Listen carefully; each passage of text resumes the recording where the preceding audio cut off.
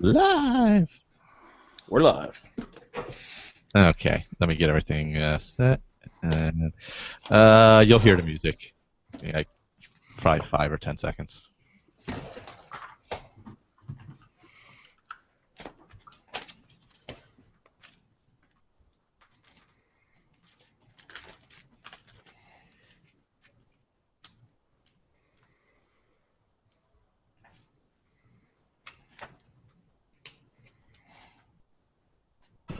Hold on, got an issue. I thought it would play through the thing, but it's not. Hold on, let me drop that. I may have to do that a separate way. Yeah, that's fine. There we go. What did I do? I lost my intro.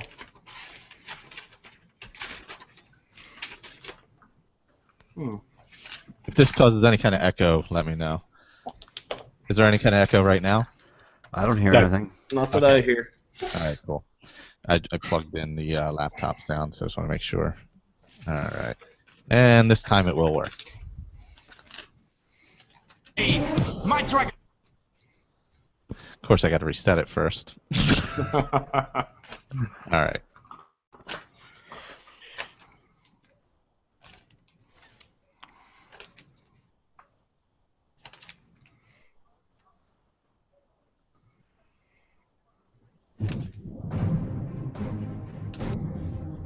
Who is rapping? Overkeen. Dragons are not overkeen. I'll dice them like a knife, slicing right through an aubergine. My dragon shout flow is sweeter than a soda stream. You won't believe your eyes. I'm like an overload of dopamine. A broadsword in one hand and a magic spell in the other. I'm the last of the dragonborn. There's no other, my brother, so run for cover. If you've got scales, then I'm on your tail. Welcome to the 19th edition of a Skyrim Addict podcast roundtable. Hi, everybody. Hey. This is the 6th and final episode of Season 3, The Civil War. We are the show who compares and contrasts Skyrim experiences through a lively roundtable discussion by playing through the same quests with characters who have been randomly assigned drastically different attributes. Welcome, everyone. Hello. Hello. And the show begins. Here we are at the end of yet another season, and we could discuss what's happening for next season. If anyone is interested, we will be concentrating on the Dawn Guard, and we're looking for some people to do some playthroughs with us. But if we ask you if you do playthroughs with us, please send in audio feedback so that we can tack them onto the show and have a more lively and involved Skyrim community here. Absolutely. Speaking of that, did you get the email I forwarded to you from someone like a week or two ago? I got something a few weeks ago, maybe. Maybe it was a few weeks ago. Yeah. The flat circle around here. Yes, I do believe. If I can open it up on my phone, actually. Yeah, I did get an email forwarded to you from not too long ago. I have replied to that person. Oh, Caleb. It was from Caleb. That's it. And there was another person who was wrote interested. not too long before that either. Okay, so actually we do have a couple of emails here from one from Caleb Howell and one from Damian Dennert. And there's a new email in the inbox here. Uh-oh. Let's see. Someone named Tim. Well, shoot, I'm just going to launch into this and see what Tim has to say. Hello, Andrew, and the rest of the roundtable participants. I only recently discovered Michael's podcast, and I've caught up on past episodes. I may consider participating in the future myself if there is room for more. By the way, Andrew, I heard you say this a number of times. How difficult is it to level restoration? I discovered Blight. It is in the School of Restoration. I believe it does 1 point of health damage for 60 seconds. Go into Sneak and dual cast it at the Greybeards repeatedly. Don't get caught or you're dead. I set from 30 to 60 in about 15 minutes. Enjoy the show, Tim. Well, thanks for the email, Tim. I've never used Blight. I've never even heard of Blight. Me either. That shows how much I pay attention in the School of Restoration. Is it maybe a mod or something? I think it might be, yeah. Not unless he got it from the Dawn Guard. because there's a couple of Dawn Guard spells. I don't know whether there's. But yeah, Blight does sound like. It sounds British to me. Hey, Blighty. Just searched in the wrong place there. We also have another email from Damien Dennert. He says, I would love to be part of Season 4 in whatever capacity is needed. Please provide me with info as to what equipment or programs I need to be a part of the podcast and character attributes. One request, please make me a female. I don't know if I have the power for that. There are procedures now that You can take some hormone therapy for that sort of thing. Yeah. I've never played with a female. Well, that's just a coming-of-age type of story right there, I think. And he says, thanks for your consideration, Damien Dinner. Damien, we'll totally get you some attributes, and you have to promise if you do play-alongs, just send us some audio feedback so that we can get you involved. I also have email from Caleb Howell, and I can't pull up the original. Here we go. Oh, here's a forwarded one from Michael. Hey guys, my name is Caleb, and over the past few months I've really enjoyed the podcast, videos, and all the content you guys have put out. Well, thank you, Caleb. That's great. I started playing Skyrim for the first time a year or so after it came out. At first, played fairly casually, but after I put it down for a few years, it passed, and I continued to hear about the DLC that was being pumped out. When the Legendary Edition for Xbox 360 came out with all the new content, I plugged back in, and for about a year I've been fully immersed in the addiction that is Skyrim. I could go on, but my email's real subject is twofold. Firstly, I want to thank you guys for the constant content to keep me entertained and my mind in Tamriel while I'm at work, trying to sleep, or working at while you're at work trying to sleep. Nice. And even while I'm playing the game. It's awesome to find the podcast about a game that even 4 years after its release still pumps out new cool stuff. Secondly, I have been jumping around, finishing the episodes I have yet to complete, so I'm not remembering exactly what is up next for the series, but if you do plan on doing another roundtable in the future, I would love to participate. The podcast is always entertaining and has become a staple in my feed. Always appreciate the stuff that you guys do. Caleb Howell, a.k.a.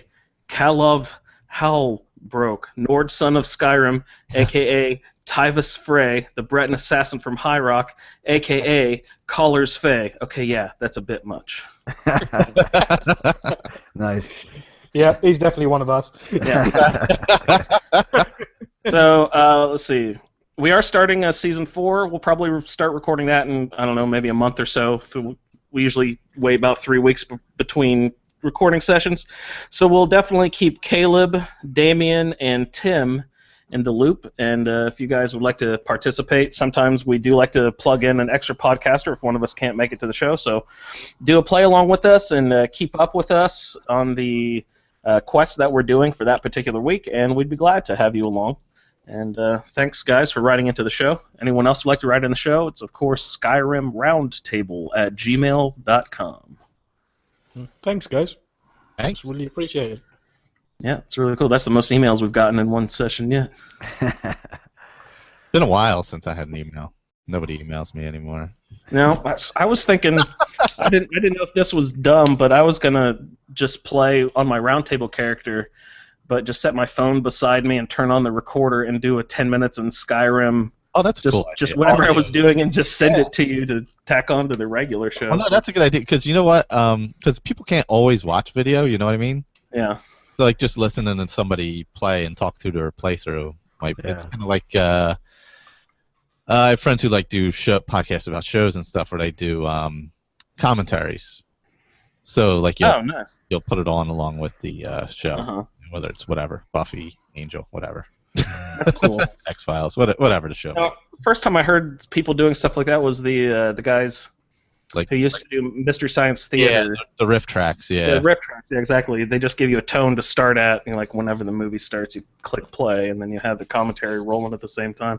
Yep. Yeah, a lot of shows started picking up and doing that. It's a fun way to, kind of watch along with people without watching along. Yeah, exactly. There's a movie podcast I listen to, and they have watching parties where they will say, okay, at 8 o'clock we are pressing play on this movie, and everyone come to this thread, and we'll all comment and rip on the movie while it's... Oh, that's a cool idea. I always thought that was a fun way to interact with the community as well. Yeah, I've also thought that maybe I'll just open up a feed to the YouTube, a live feed on the YouTube page, and just point, instead of at me, point my computer at my television, and just broadcast that way. Dude, that's how ghetto rigged I would have to be to do my 10 minutes in video feed or whatever. So, I don't know. I will hopefully, as soon as we get some hospital bills paid down for the baby, we'll hopefully be able to invest in some sort of video recording equipment and or a new PC or something. We'll see. We'll see what happens when I get around to it here. Cool. But thanks for everyone for tuning in, and that's the show. Have a good week. Night, guys. See ya. It's fine. So the quests we're getting into this week are the tail end of the Civil War and the Windhelm city quests. Oh yeah. So Which we'll be glitched out on me. I was just about to say, it sounds like some of us had a little bit of trouble this week. I certainly did. I know Michael certainly did with one particular, the same quest that I did, and Victor just had a whole different story going on over on his end. Yes, I did. Pooch and Screwed comes to mind. Yeah, something like that. Yeah. No. Well, so we did the Battle for Fort Amal and the Battle for Fort Hragstad. The Amal is the Imperials, Hragstad was the Stormcloaks, and then the final battles for each was Quest 29, the Battle for Windhelm, and the Battle for Solitude, and that would finish out this Civil War. Then we went on to the Windhelm City Quest. Blood on the Ice is 30. 31 is Rise in the East. 32 is That Was Always There. And 33 is The White File. There's a part 2 to The White File that I was not able to do. Was anybody able to do part 2 of The White File quest, repairing the file? Yeah, I didn't get that this time yet either. I know I've done it in the past, but I didn't become available to me right away. Yeah, you have to have already opened up the Throat of the World through the Greybeards, and I haven't even gone up the mountain yet, so... Yep. Yeah, I've done that. Yeah. I've done it a while back, but I didn't do it this time. So maybe we'll have Colin describe it to us.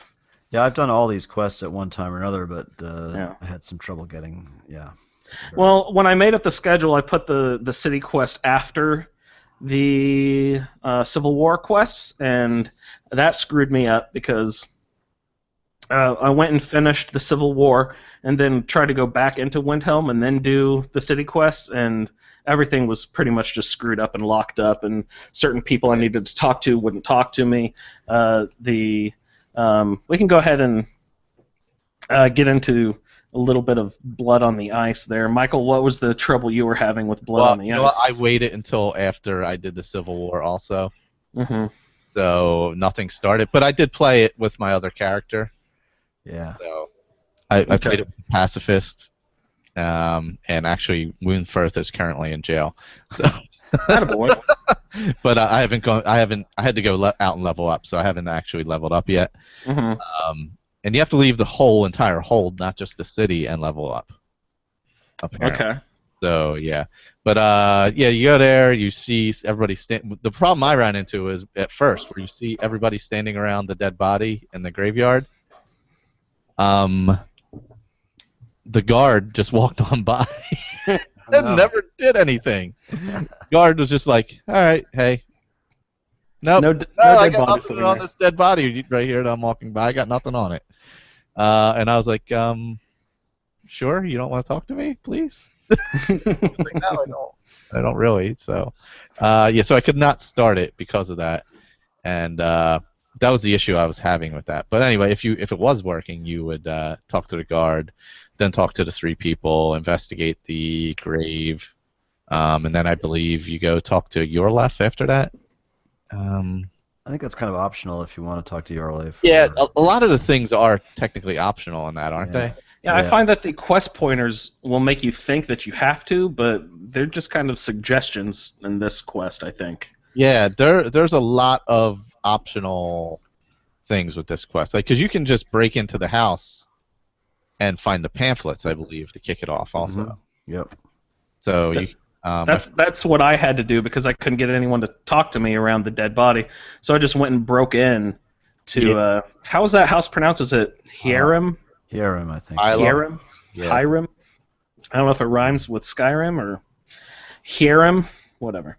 But I broke into the house and searched the chest and found the secret necromancer laboratory and the... Did you find the amulet? I found the amulet. What's it called? It's like strange amulet or something. That thing is so easy to miss. Yeah, and it's one of the more easily bugged out things in the game I've found. Like if you know it's there, you can find it. But if you don't know about it, but even after you find it, you can sell it later on in the quest. And if you don't sell it, then it can get bugged out at that step too. So there's not only is it super buggy, but it can be bugged out in multiple steps throughout the quest. So you have to be careful with that damn thing. Because I didn't sell it one time and it completely screwed everything up. Yeah. Really? Yeah, it was weird. I don't know why. It'll stay in your inventory and you won't be able to get it out because it's still classed as a quest item and it won't change. It won't change as well. Yeah, you have to sell it to Calixto. Yeah. And then once you meet up with him again later, it becomes not the wheelstone, but something else. Necromancer's amulet. The Necromancer's Necromancer amulet. Yeah, changes, But do you have to sell it? Because I don't think I've sold it. I mean, I've had the If question you're lucky and it doesn't bug, then you're fine. Yeah. But a lot of people have written in saying that it bugs out if you do not sell it initially. Maybe that's we're fine, Victor, because with the unofficial patches. Oh, right, the patches did it. Because the first time I played it through, of course, was on my 360, and I didn't even realize there was a second half to the quest. I just went, oh, it's done, and went off, and never even realized there was more to it. Poor Woonfirth rotted away in jail. He sure did. Poor buddy. He's sitting in there going, he'll be back soon. Once there's another murder, I'll be free and I can shove it in his face. Yeah, he's thinking, that goddamn amulet again. Did you ever find another body around Windhelm anywhere? I don't in remember. That case? I think another body will pop up near the Candlehearth Hall, if I'm not mistaken. They kill the one person as the quest advances. He is by Candlehearth, yeah. I'm such a scatterbrain, I probably wouldn't even have noticed. Yeah, and then I don't think I've ever found that body, but I've heard about. You know what I mean? You talk to someone and you hear about it, and then the end of the quest is where he's like. But you know what's funny? At the end of the quest, when he's in the market, about when Calixto's in the market, about to stab the person, about to take another victim. Yeah, like if you go there at a certain time, he's already there, just waiting. And he'll just be there, standing there with like a knife in his hand, ready to stab somebody in the back. So it's like the two of you staring at each other from across the courtyard. And he's there for like 6 hours. I'm like, anybody suspicious here of what's going on? Right. This guy is totally cool. He's not up to anything. Yeah, he's just gonna stab somebody in the back. Don't worry about it. Yeah. He does it all the time. Yeah. It's no biggie. No big deal. Yeah, so this is kind of a long quest, lots of running around back and forth, but at least it's all within the city limits, I believe. They don't make you leave the city, right? You only have to leave. Well, you do have to leave to level up and stuff. So yeah, tell us about that. What happens with that? It's after the first part. I think after you break into the house or get access. And then before the second person, after you get, I think it was after you get Woonfirth arrested. It might be after the arrest. But you don't have to get Woonfirth arrested. You know when you talk to the woman? Yeah. And she says, oh, you better take this to the Jarl. Don't take it to Woonfirth, he'll kill you. If you go directly to Woonfirth, he says to you, no, I'm not a necromancer, I'm with the College of Winterhold in good standing, blah, blah, blah. And then he goes, I've been trying to catch the killer, and then he tells you, I think the killer's going to attack tonight, and then you go out, or tomorrow night, and then you go down. And you can finish it all in one sitting, you don't have to go out and come back. I forgot about that, that's right. I think that happened to me in one of my many playthroughs. I did that one. Yeah. So, but if you don't go to Woonfirth right away, then you do have to exit the city and level up? Yeah. See, I think that's maybe what happened with. You remember a couple episodes ago, I had trouble getting the Falk Firebeard letter to progress on one of the quests and Solitude. That's the Potema quest, yeah. Yeah. And that also, when I was reading through the notes, said that you had to leave Solitude and level up before it would launch. I think that I didn't leave the hold. I think you have to leave whatever hold Solitude. Hellmarch? What? Hellmarch, no. yeah. Is it Hellmarch? Yeah. So I just think that I didn't leave the hold, and when I said, screw this, I'm tired of messing with it, then I went up to Solstheim and played around for a long time. Then I came back, and all of a sudden, the courier's like, oh, here, I have a letter for you. He actually gave me 2 letters. He gave me the one for the Unearthed quest, the final step of that, and the Falk Firebeard letter at the same time.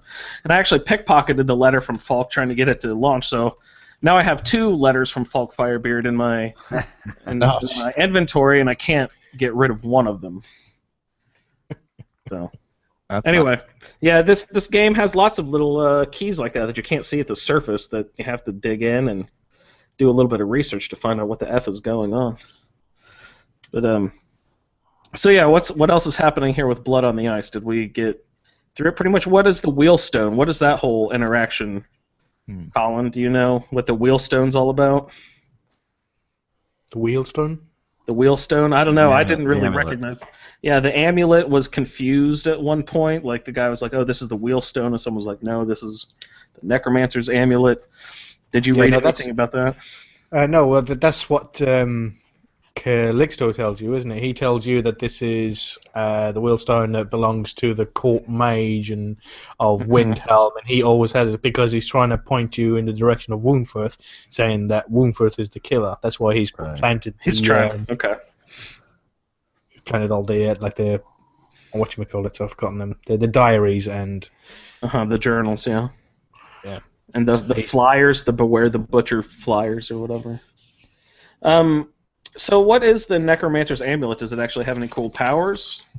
Does it do anything for you? Well, it does in both, because once you finish the quest and you kill Calixto and you take the amulet off him, it only works if you've sold it to him.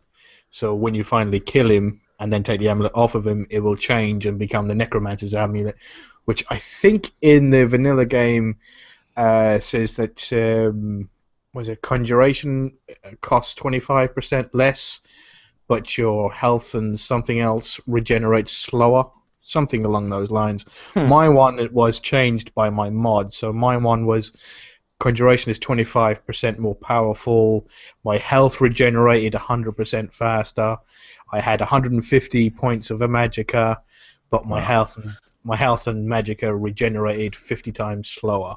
Or 50% slower. I was going to say 50 times. Yikes. That'll be really slow. Yes. See, I don't know. I think I'd rather have your amulet than the one that was in the vanilla game, I think. And what was the vanilla game one? It wasn't too much. It just... I don't think it had a magic... But you said it had some sort of magic bonus, but your health regenerated more slowly, right?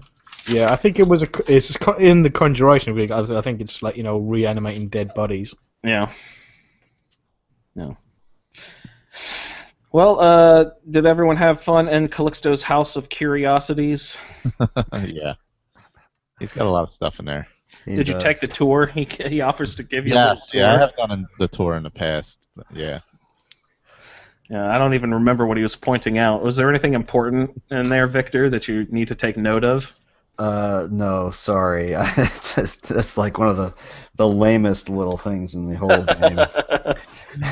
I mean, it is the worst museum on the face of the earth. I think so. He's probably and that's maybe they wrote that in deliberately because he's really just a murderer and not really not a museum keeper.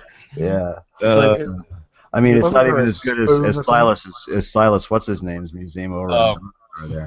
Up at what's that? Dawnstar. Yeah, there's the Dawnstar. Whatever that secret. That's the Maroon's Razor. Yeah. Secret Society. What were those people called? Mystic Dawn. Yeah, there you go. Mythic Dawn. Sorry. Mythic Dawn, Yeah. PM Dawn. No, it's a pretty rotten Pretty rotten museum tour, I gotta say. I stole the fork. Oh, yeah.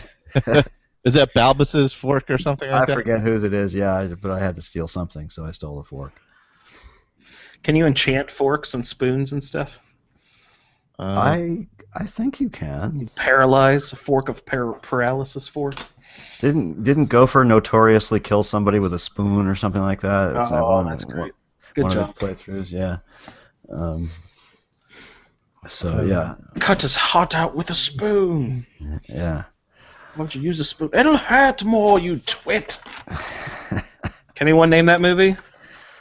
Something Monty Python. Sucky movie, awful movie, worst English accent of all time movie. He doesn't even have an English accent, does he? Yeah, Robin Hood, Prince of Thieves. Yes, exactly. Yeah. Kevin Costner has zero hint of an English accent at all as Robin Hood. I thought that was great. All right. Anything else for Blood on the Ice, gentlemen? I think we'll just do the city quest, and then we'll go back and do the end of the Civil War because this is how you should actually play it. Yeah, that sounds good. Yeah, do your city quest first, guys. Definitely do that first, because otherwise you're gonna glitch everything out. Yeah. It glitched out 2 of the quests. I couldn't do. Was it Rise and No, that was always there. I couldn't do that one either because Viola Giordano wouldn't speak to me. Well, and as a Stormcloak, if you do Solitude first, you can't start Rise in the East because the guard is not standing next to the door of the warehouse in Solitude. Oh, wow. Yeah. So, yeah. So, yeah, do your city quest first. Yeah. With both of those, when I started Rise in the East, I just walked into the the offices at Windhelm and talked to the guy. And started there too. Okay, I wasn't sure if you had to get the prompt from the guard in Solitude or not, but he's not there, so. Yeah. But you said you can push it through by just going straight to the dock office there. Yeah, because I was looking for people to help, so I could become Thane as well. I wasn't going to help any stinky Argonian, so I was looking for some proper people, and I found real people with a capital P. That's it. All right, so let's get into Rise in the East then, Colin. What are your feelings here? What happened? Sorry, a walkthrough, you mean? Yeah. So, Rise of the East. It turns out that a local family, everybody's been attacked by pirates, especially the East Empire Company. Is it the East India Empire Company or the East? East Empire, yeah. Yeah. And they're being Empire Company is something real. They're being attacked by pirates, and everybody is, apart from this one family, which is the Cruel Seas. Not the Cruel Seas. Not Shadow Shields. Yeah, Shatter Shield. Is it Shatter Shield? Shatter Shield clan. Yeah. Okay. And if the guy who is running the offices in Windhelm, which are closing down, there's nothing in there, he's just there cleaning up. Says if you go to this local Dunmer, and she keeps the books, the journals for Clan Shatter Shield, and find out if they know anything about these pirates. So you got to agree to it, and he offers you money for it. So you have to break into the offices, and you have to, while you're sneaking, you have to stand up, or else you'll miss the journal. Yep. I may have left there without it and had to go back. So where is it hidden that you miss it if you're crouched? It's behind a ledger where you have to forge the numbers for the Thieves Guild. Yeah. If you walk right up to the table, all you can activate is just the ledger, and you can't actually see the book. But the quest marker is pointing right at this book, so you keep on continuously going after the ledger. And it's like, well, you haven't got a Thieves Guild quest. There's nothing here, and so you have to stand up and then see the book behind the book. Ah. And then you pick it up, and then it points you in the direction of these pirates who hang out up at Dawnstar.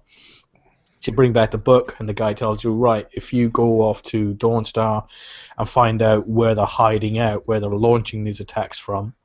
So you go to Dawnstar, you either talk to the captain, you can either bribe him, persuade him, or intimidate him, or you can walk in, hear him giving the barmaid a load of crap, and then kill him and all his men, and take the note that's on his dead body.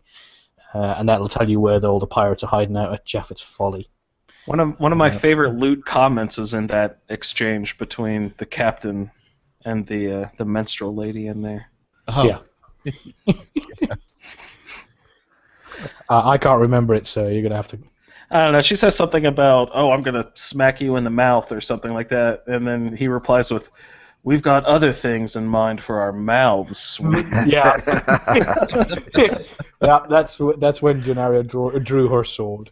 She might have the worst singing voice in the whole of Tamriel, but she doesn't deserve that kind of rudeness.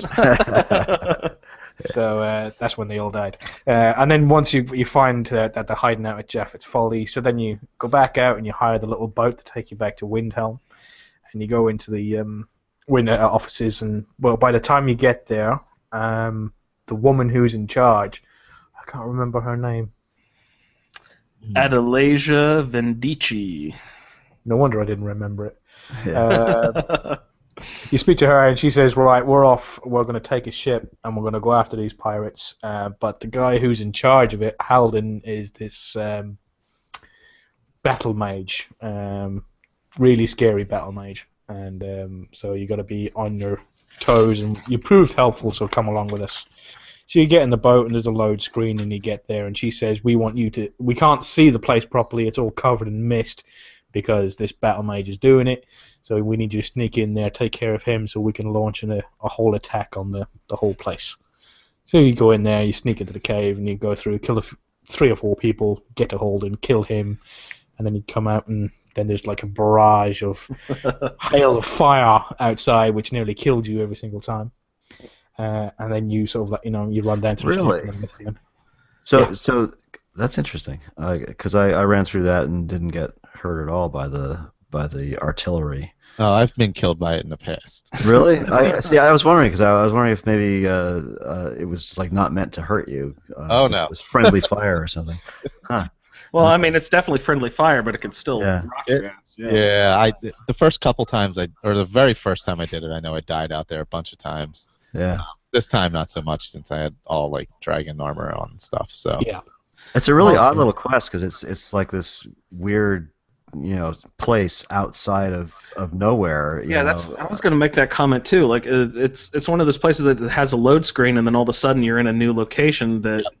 It's off the map. I didn't even open up the map to look, but yeah, it's one of those. It's way out in the clouds. It takes you somewhere where you couldn't get to otherwise. It's like the fridge, or whatever the hell they call the prison in the jail for Winterhold. The jail for Winterhold, yeah. It's out in the same sort of area out there. So could you find that boat if you just went out swimming up north, or it's only there for this quest?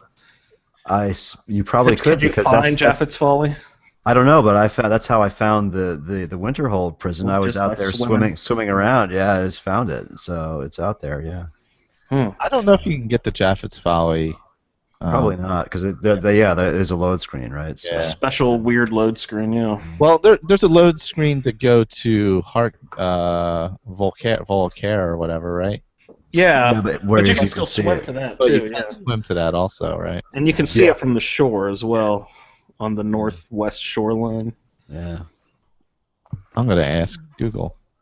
Ask Google. Ask UESP.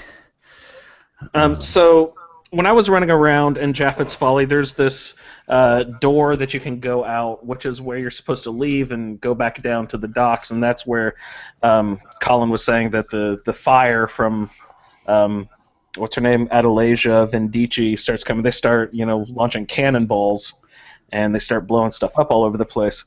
Well, before I went up to fight Halden, I went out there and killed the pirates. What are those pirates called? They had a weird name, like Blood Horkers. Yeah. The Blood Horker pirates were all out there, and I fought them, and there wasn't any cannon fire going on at the time. But then I went, after I cleared everyone out, I went back up to the building and all the way back up into the tower, fought Halden, and came out again. And even though everyone was dead, they were still launching cannonballs at me at that point.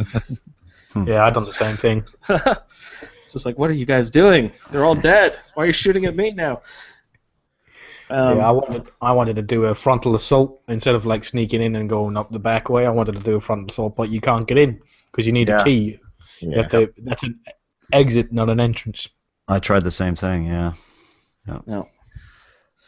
So I was playing with a different character. He was rather underpowered for the whole thing. Anyway, it was a little rough. That's a long story, though. If you'd like me to tell that, I will. I actually would. You want to do that now?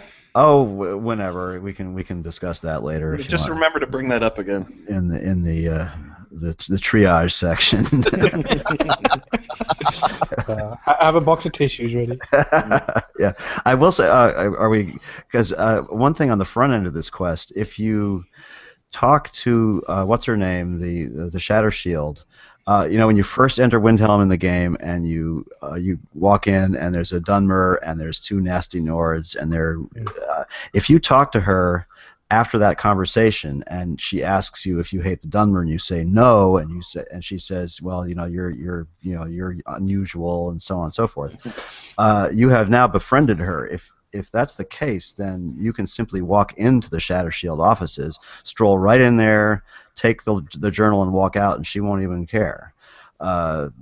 Which is what I did. Because I didn't know that. Yeah. So because I was sneaking around in there, and I stood up, and there's like all kinds of stuff that's labeled take instead of steal, and I thought, oh yeah, I talked to her. She was very nice to me, and I was nice to her. And so I walked over and grabbed the journal and said, thank you very much, and we chatted a little bit, and I left. So it's like, have fun with that. Yeah. I'm just about to ruin your career. Don't worry about it. Yeah. No, just bring a little friendly competition. That's all. Did you find anything in her house linking her to the Blood Horkers or anything in any manner? No, but I have to say that's one of the worst names for a group of pirates. I've ever heard of. It's really like necrotic tuberculosis or something. Horkers do. That's funny, but they do not. They're not, and they do not bring like a feeling of intimidation. Not really. No. Like Blood Horkers, though, it seems like someone just came up and beat up on a Horker, and it was on the defensive and still got its ass beat. Yeah. Did Halden have any cool treasure or anything? What did I get out of Halden? I don't even remember if there was any good. I don't remember.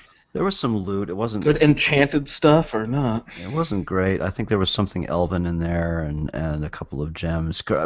Well, I will say that I played that with a very specific character that I've built to use a few mods that I'd been wanting to try out for a long time, and so he picked up some interesting stuff, but it's all mod related, some jewelry and some things like that. So nothing that you would pick up in the vanilla game. Mm-hmm. Yeah, same here. Mine had a named two-handed weapon. Was he a two-handed weapon in the Xbox version when you were fighting him?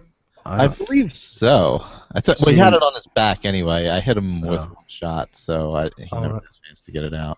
In my version, he was ruh-roh. Uh-oh.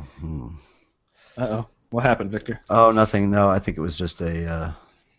Well, no. There you go. Okay, sorry. No, it was another tab. Sorry, some script fried in another tab I had open. So, no, he was a shock mage in my version. Yeah, because he's supposed to be a badass battle mage according to the guy in the Windhelm offices.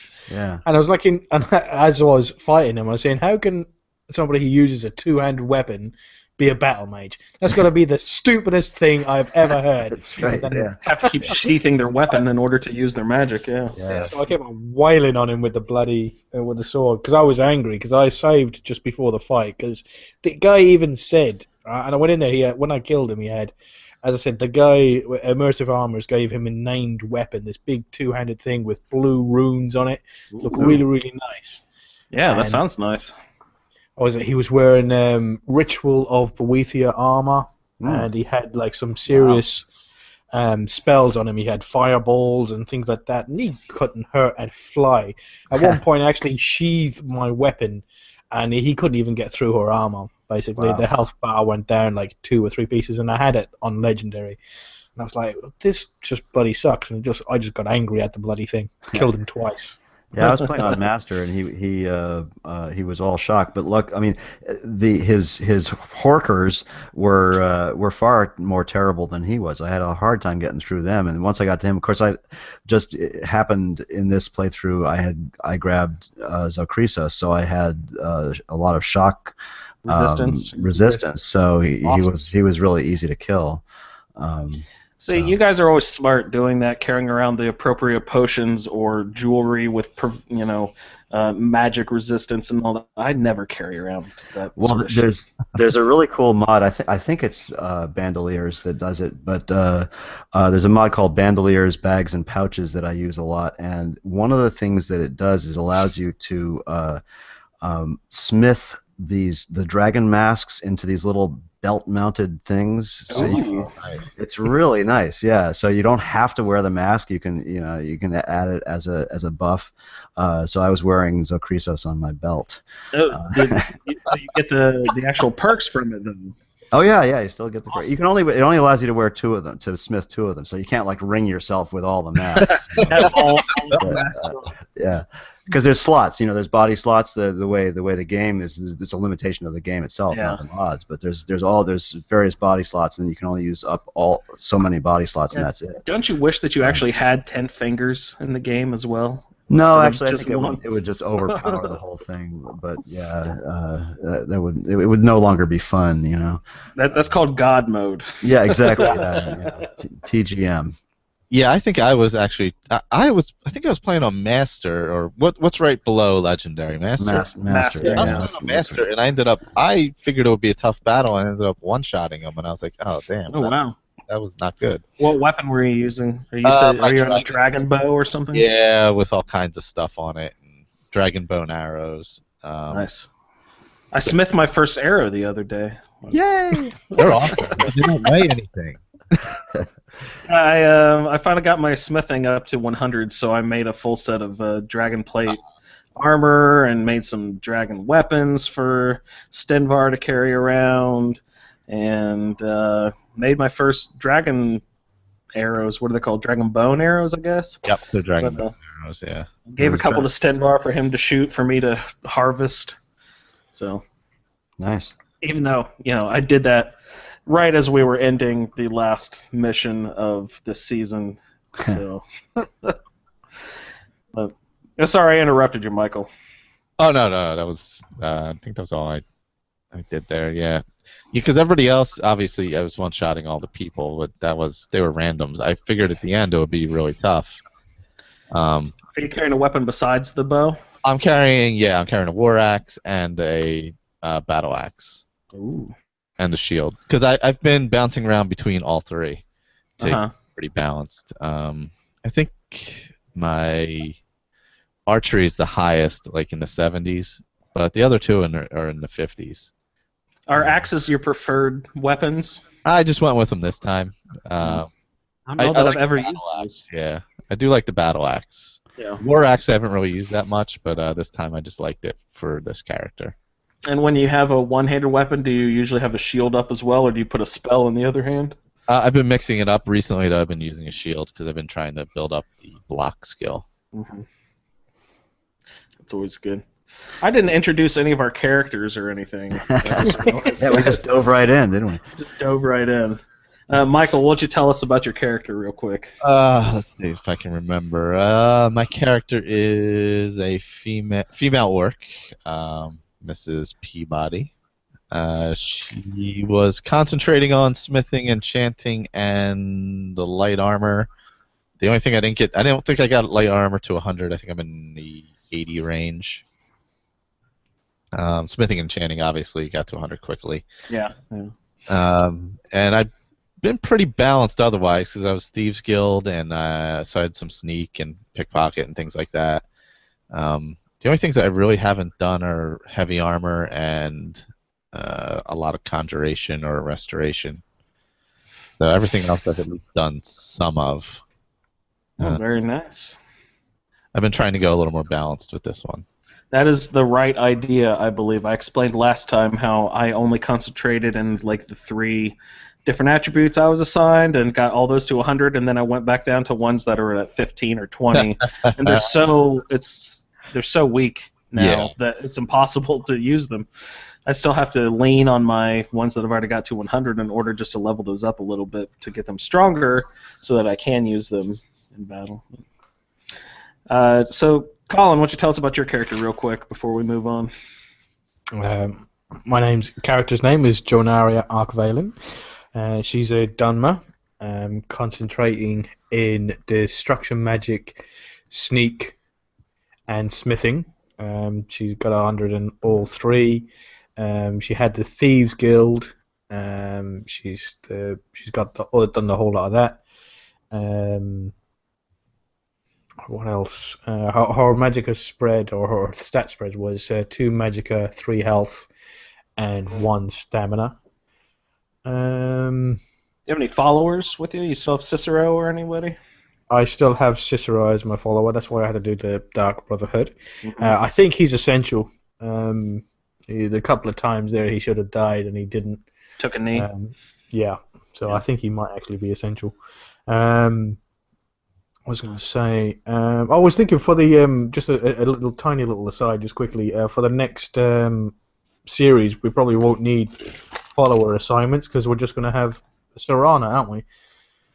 Oh yeah. Can you have Serana and another follower at the same time? I don't think only when you're clearing out the crypt when you first go and find her. Yeah.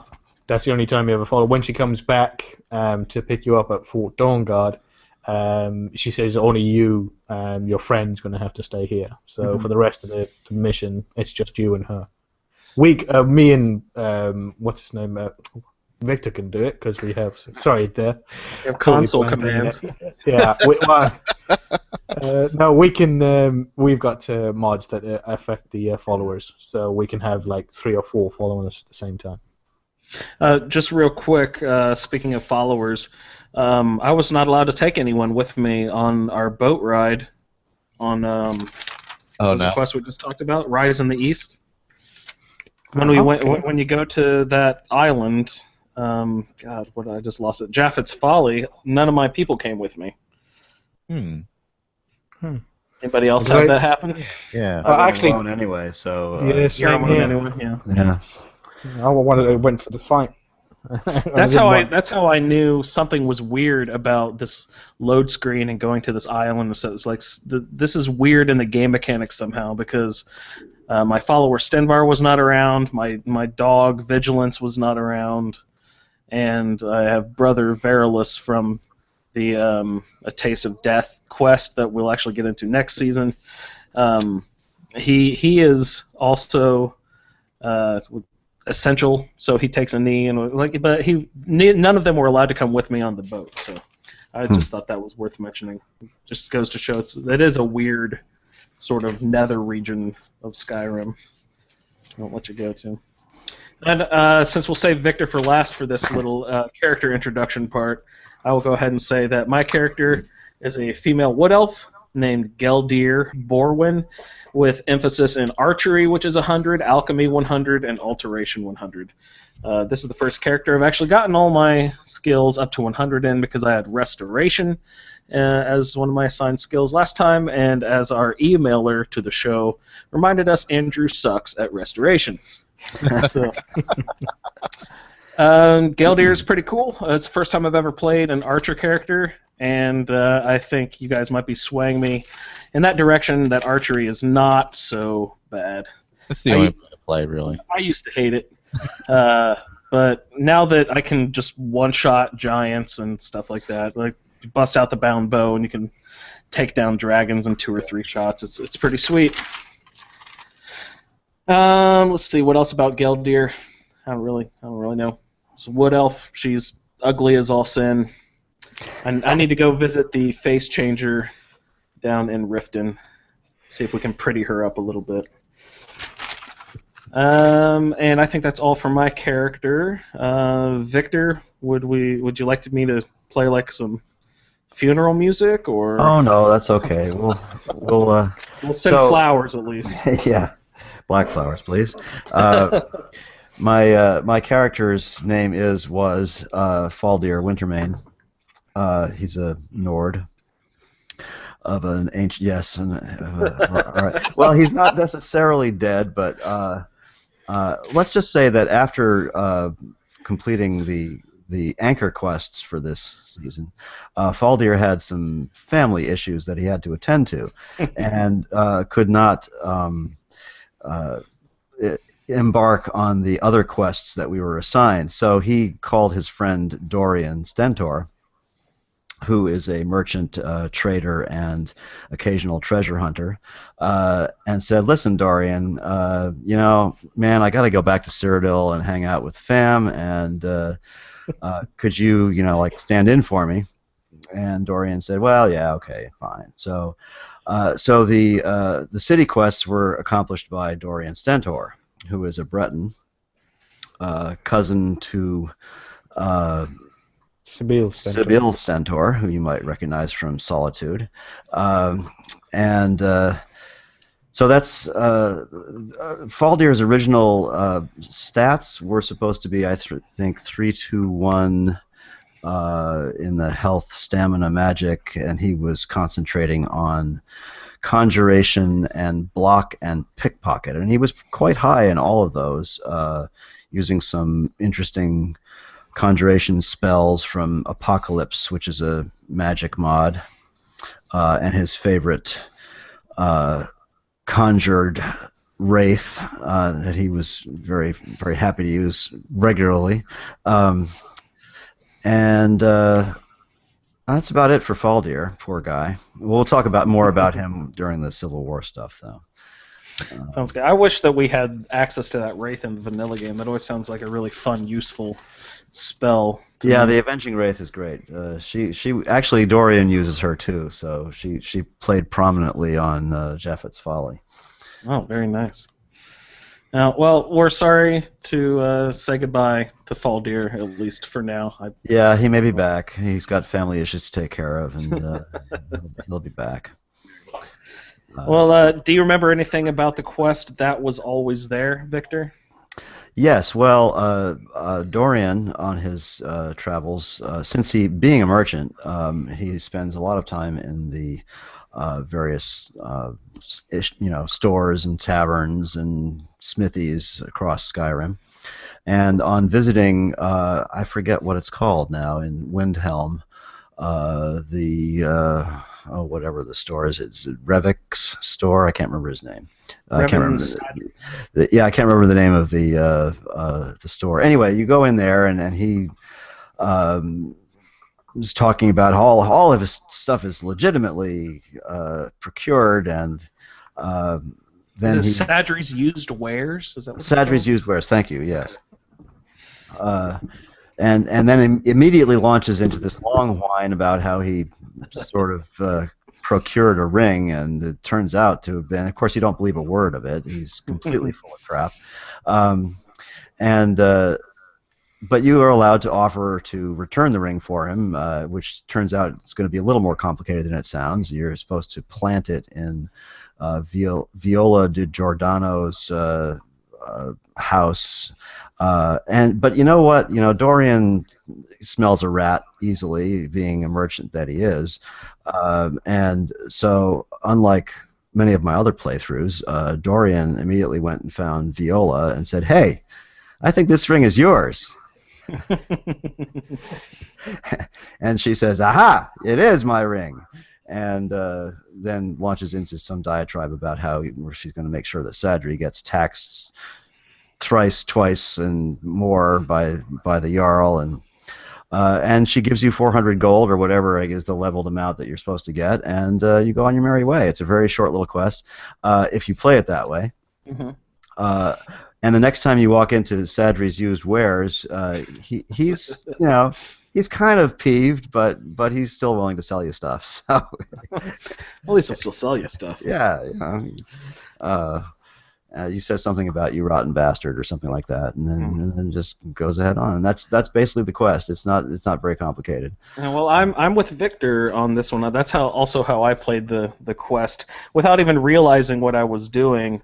I just happened to cross her path and was just kind of talking to everyone in town while I was running around, and then I was like, I wasn't even ready actually to play this quest yet, but I had the ring already, and I came across her and spoke with her, and I noticed, oh wait, there's some interesting dialogue here. Oh, that's that ring. Yeah, okay. So I just, I also gave her ring back, and told her that Sadri was up to no good. I think I did this early on with my character and didn't realize it while I was playing the going through the Thieves Guild part.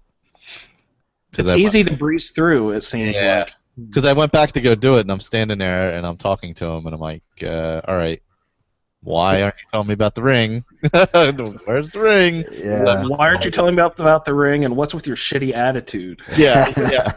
Hey, I want to get this done. What's the deal? I must have already done it a long time ago and not realized. Colin, were you the one who played the quest correctly?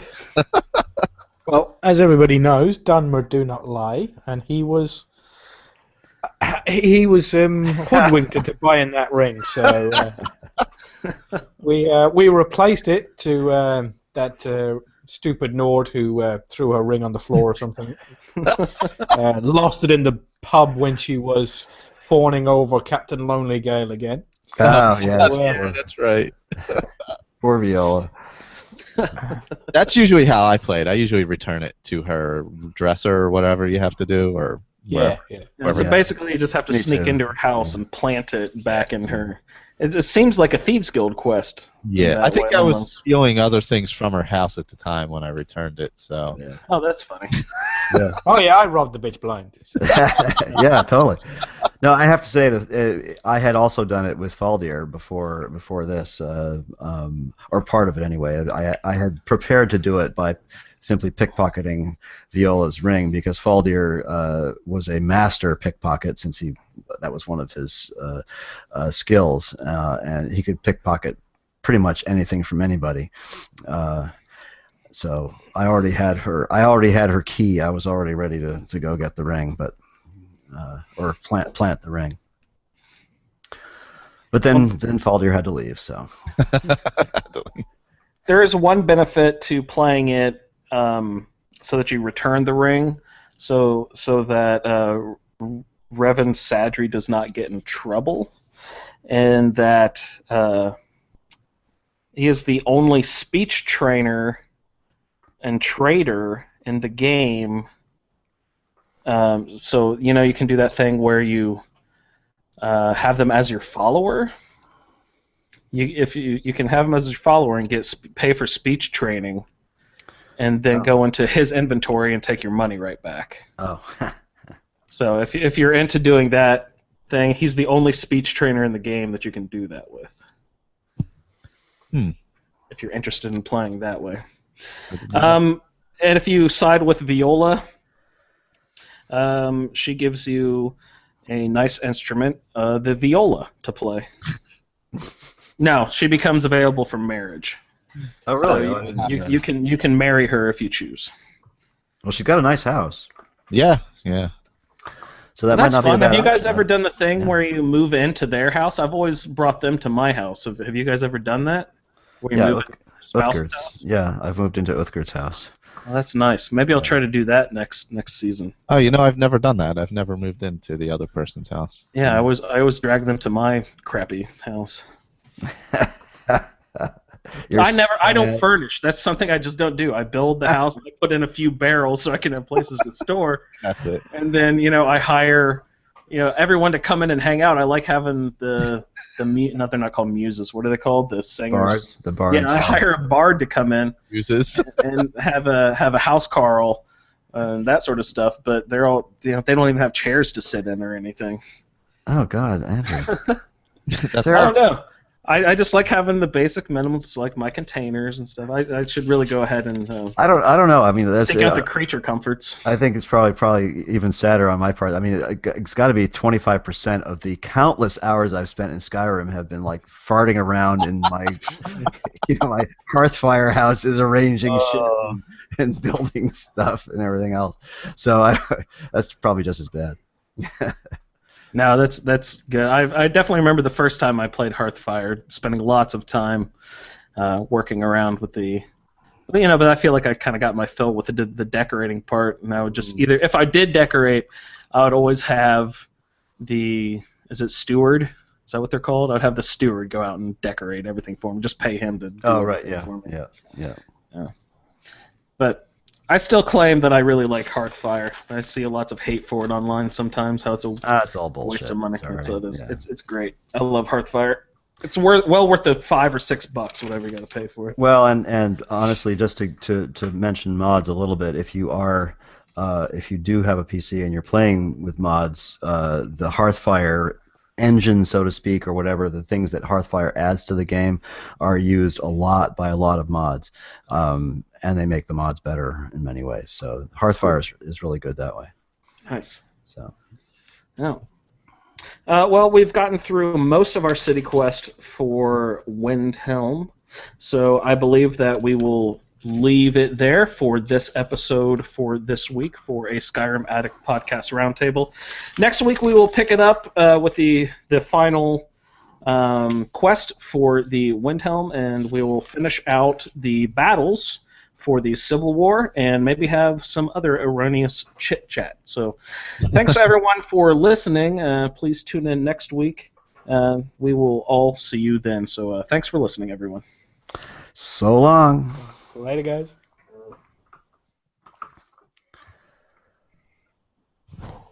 Okay.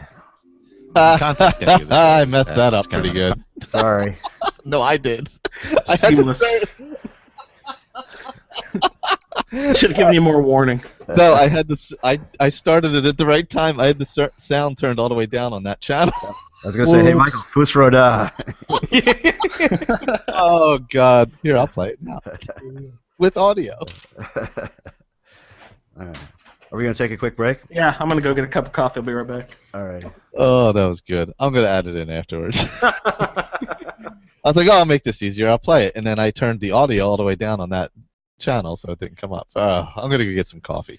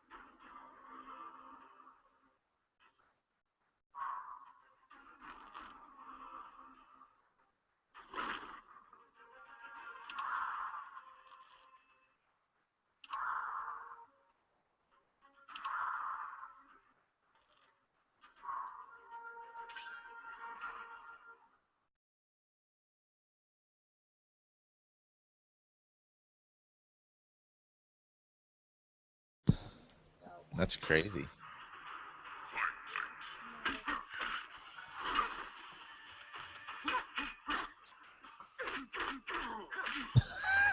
What is that? I'm thinking it's Colin playing. Sorry, guys. We're playing Minecraft with a Skyrim skin on it here. Oh no, really? Yeah. I've heard of that. Yeah. Sorry, I'm trying to wolf down some crackers here. Yeah, I got my coffee. I had to go make one.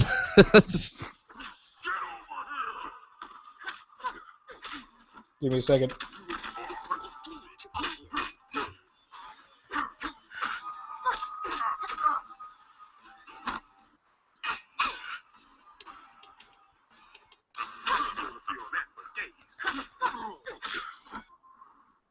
Right, I'm done.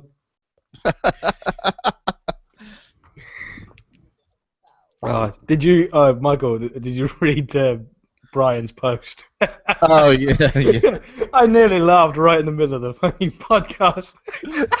Yeah, I did see. What did he say? He said, Go suck a bag of dicks, Animax. Oops. But that does seem crazy. $80. Yeah, that's out. That's way out there. Yeah, nah. I know, if you're an MMO player, maybe it's worth it. But for a single player game transferring to ESO, just doing it because you're a fan of Skyrim, it's definitely not worth it. I don't think so. Yeah, that's a lot of money. Is $80 for the Imperial Edition though? Is that maybe what he's confusing? I don't know. Because I don't think it was supposed to be 80. But that maybe they're releasing an Imperial like they did the other. Well, the original release had an Imperial Edition, which was $79 if I remember. Yeah, I think that's because I think the regular game is 60. Mm-hmm. And I think it must be the Imperial Edition that's 80 then that he was looking at for the one. That's still a lot though. If you're not going to play it enough to justify it, it's not really. Yeah. Plus, I just can't get used to it. You know, I'll play it for I can get in there and get stuck in for a good month or two, but then I just get tired because it's just like an endless chase. Even when you're crafting, it's an endless chase of going in, sitting down, and then sort of like quickly dismantling things, learn as fast as you possibly can, and then the minute you finish that, then you run off and try and sort of like kill another 1,000 until your inventory's full, and then you run all the way back again, and then you do it again. So it's all grinding. That's what you're saying. Yeah, it's just like an endless race, and that's what it felt like to me when I was in the beta. Even like it felt like it was just constantly doing learning, doing that, moving to there. There was didn't feel like you got a flow. Have you played any of the PvP, Colin, or any of that? No, I went there once while these guys were attacking a tower.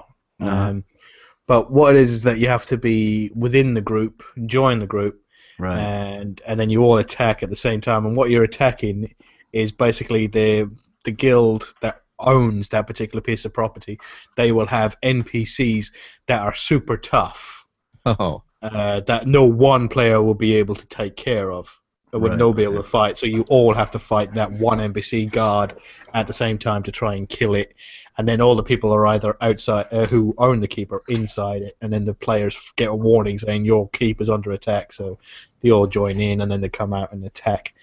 But no, I haven't played PvP. I'm never really a PvP person, really.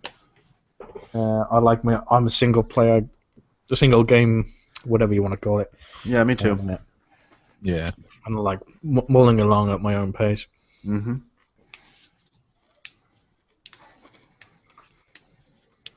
All right, let me finish.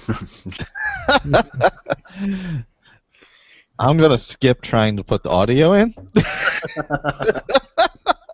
and just add it afterwards.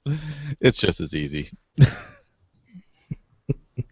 And just and Shit, I didn't even announce it on the Facebook page, but I was just about to say, that one person who might be watching us live out there. Oh, I just put it on Twitter and the Facebook page. I had to repost it on Twitter because for some reason it posted it in Spanish, I believe. Wow. I don't know why. Sometimes it posts things in other languages. Sometimes French, sometimes Spanish. That's really strange. I don't know why it does that. There's something weird. Every time I not every time, most of the time when I like one of the 10 minutes in Skyrim videos, yeah, I get from Twitter, I get somebody from Skyrim Reddit. Oh, that constantly retweets it, yeah. And it keeps on liking my that I liked it. Yeah, yes, exactly.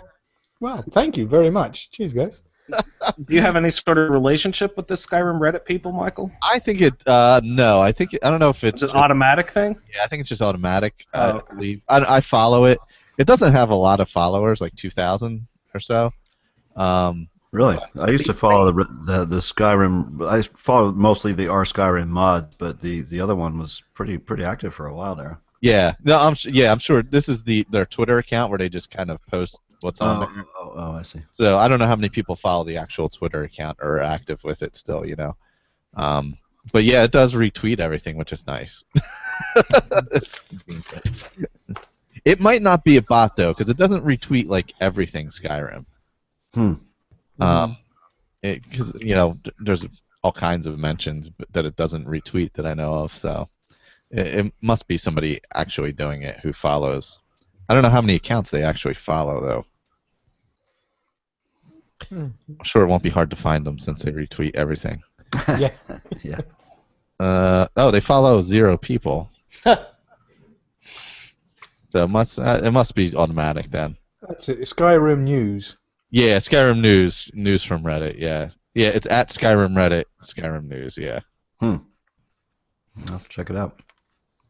It just basically, mostly it's just tweeting out the threads and stuff. So it is interesting for that because you can find, what people are talking about and stuff on there simply without going through Reddit. Connor still playing Minecraft? Yeah, he's right over here playing Minecraft. Skyrim version of Minecraft, actually. How's that work? It's just like a skin, basically. Changes like how the blocks look and stuff like that. Yeah. I'm in the middle of building an adventure world. We built a Hunger Games world for the 2 of us. Oh, cool. Nice. We were playing around with that. Based off of which Hunger Games movie? No, it was basically what you do is you set it up so everybody has a pod that they're released out of at the same time. When you hit a switch, and you throw a bunch of chests in the center and then have random stuff around the world. So basically that's fun. Yeah, so we started building that. We got it set up now where everybody releases at the same time and started. That's really cool.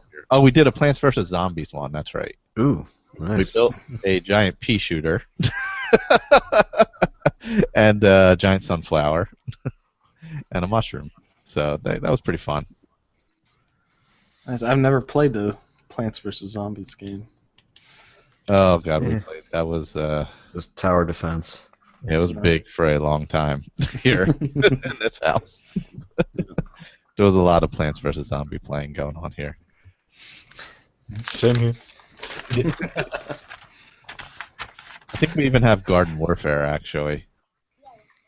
Garden Warfare? Yeah, Plants vs. Zombies, Garden Warfare. Oh, like an extension or something? Yeah, it was like a different type of game. Yeah. Sweet. All right, well, you guys want to jump back into her here? Sure. All right, let's see. 6:32.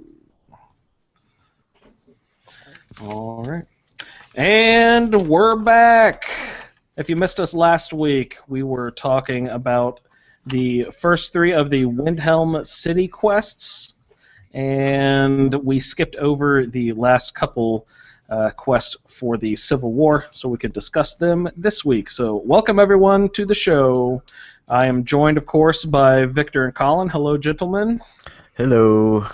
Hello, sir. And Michael is also joining us this week. Hello, Michael. Hello. All right, so we left off, if you didn't catch us last week, we talked about Blood on the Ice. We also discussed Rise in the East, and that was always there, the first 3 of the Windhelm City quests. So we'll go ahead and start off this week with the White File. Any volunteers who would like to take the White File? Oh, sure. Oh, is that in Forsaken Cave? Is that where that one's at? Yes, sir. Yes. Victor? Sure. Well, I mean, I'll do the intro anyway. So you, at some point in your travels through Windhelm, you find the alchemist's shop, which is called, in fact, the White File, and you enter, and Norelian and his assistant, I cannot remember the assistant's name, are having an argument about Norelian's health and so on, and Norelian is coughing and looking like a sick old man, and if you ask what they're arguing about, he tells you that he has found the location of this thing called the White File, but he can't go because he's old and tired and weak and sick, and but if you volunteer to go, he's very grateful, and he gives you a potion which will allow you to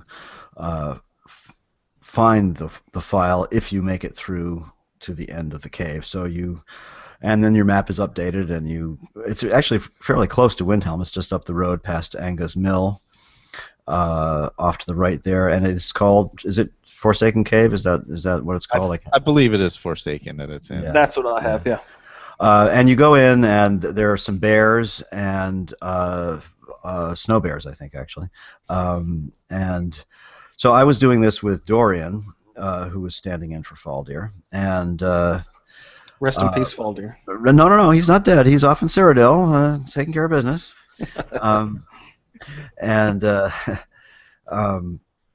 So Dorian had with him his stalwart companions, who are Stenvar and Tikrid. Now, pardon me, Stenvar was back home. He had Rumarin and Tikrid, both of whom are part of a mod called Interesting NPCs. I was going to say, I haven't heard of those guys. Right.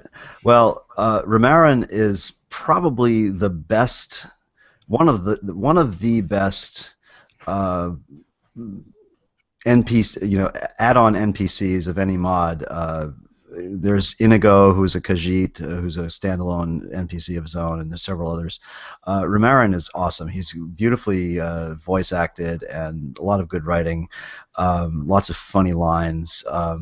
And Tikrid is, if anybody recognizes the name Betild, who is one of the miners in Dawnstar, she is the ex-wife of the Quicksilver miner in Dawnstar, and she runs the iron mine there. And Tikrid is Betild's sister. And Tikrid is, well, she's quite pretty. So Tikrid is actually Dorian's wife. So Tikrid and Dorian and Rumarin went into the Forsaken Cave and pass through the bears, and then there's a long series of dungeon crawl things, and you get to the final area there where you run into he's a famous alchemist, what's his name, starts with a C. Kuramo, thank you. And is he the guardian or the creator of the White File? I don't remember. I thought he was was he the guardian? I thought. Yeah, well, he is in this. I mean, in the playthrough, but I can't remember what his relationship to the White File was. I believe maybe he created it from the snows, the original snows, various things.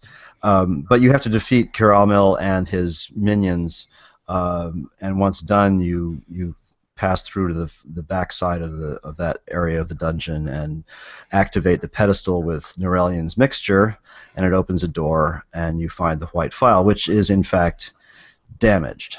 And when you take it back to Norelian, he is devastated to find that the file is damaged, and goes off to lie in his bed and die with his hand over his forehead. And Woe is me. And that's the end of basically the first half of the White File quest. Yes, I believe his assistant. See, we're trying to come up with his name was Quintus. Thank you. Yes. I believe. Yes. And at the end of that part that Victor just described, Norelian will thank you for retrieving the broken white file by giving you 5 gold. That's right. Yeah, I forgot about that. Yeah. And then sends you off. Rotten old man. But on your way out the door, Quintus will stop you and go ahead and give you 500 gold. Yeah. And Just nice. And say to say thanks for although his master will still perish. But in a few days, a letter will arrive. And the letter is from Quintus. Colin, do you recall what the letter from Quintus will say? It's something about he knows something about magic items and things like that, and he thinks he might know a way of being able to repair the file. Well, could you come back and talk to me in Windhelm at your earliest convenience? So when you go back there, he says he thinks he can fix it, but he needs a few rare items. He needs snow, unmelting snow from the top of the throat of the world. Mm-hmm. He needs some powdered mammoth tusk or mammoth tusk powder ground by the giants, because they're the only ones who can grind it that down to a powder. And then he needs a briar heart from a forsworn briar heart, because he thinks it's funny. And then you get those items, you bring them back to him, and then he uses those items to repair the file.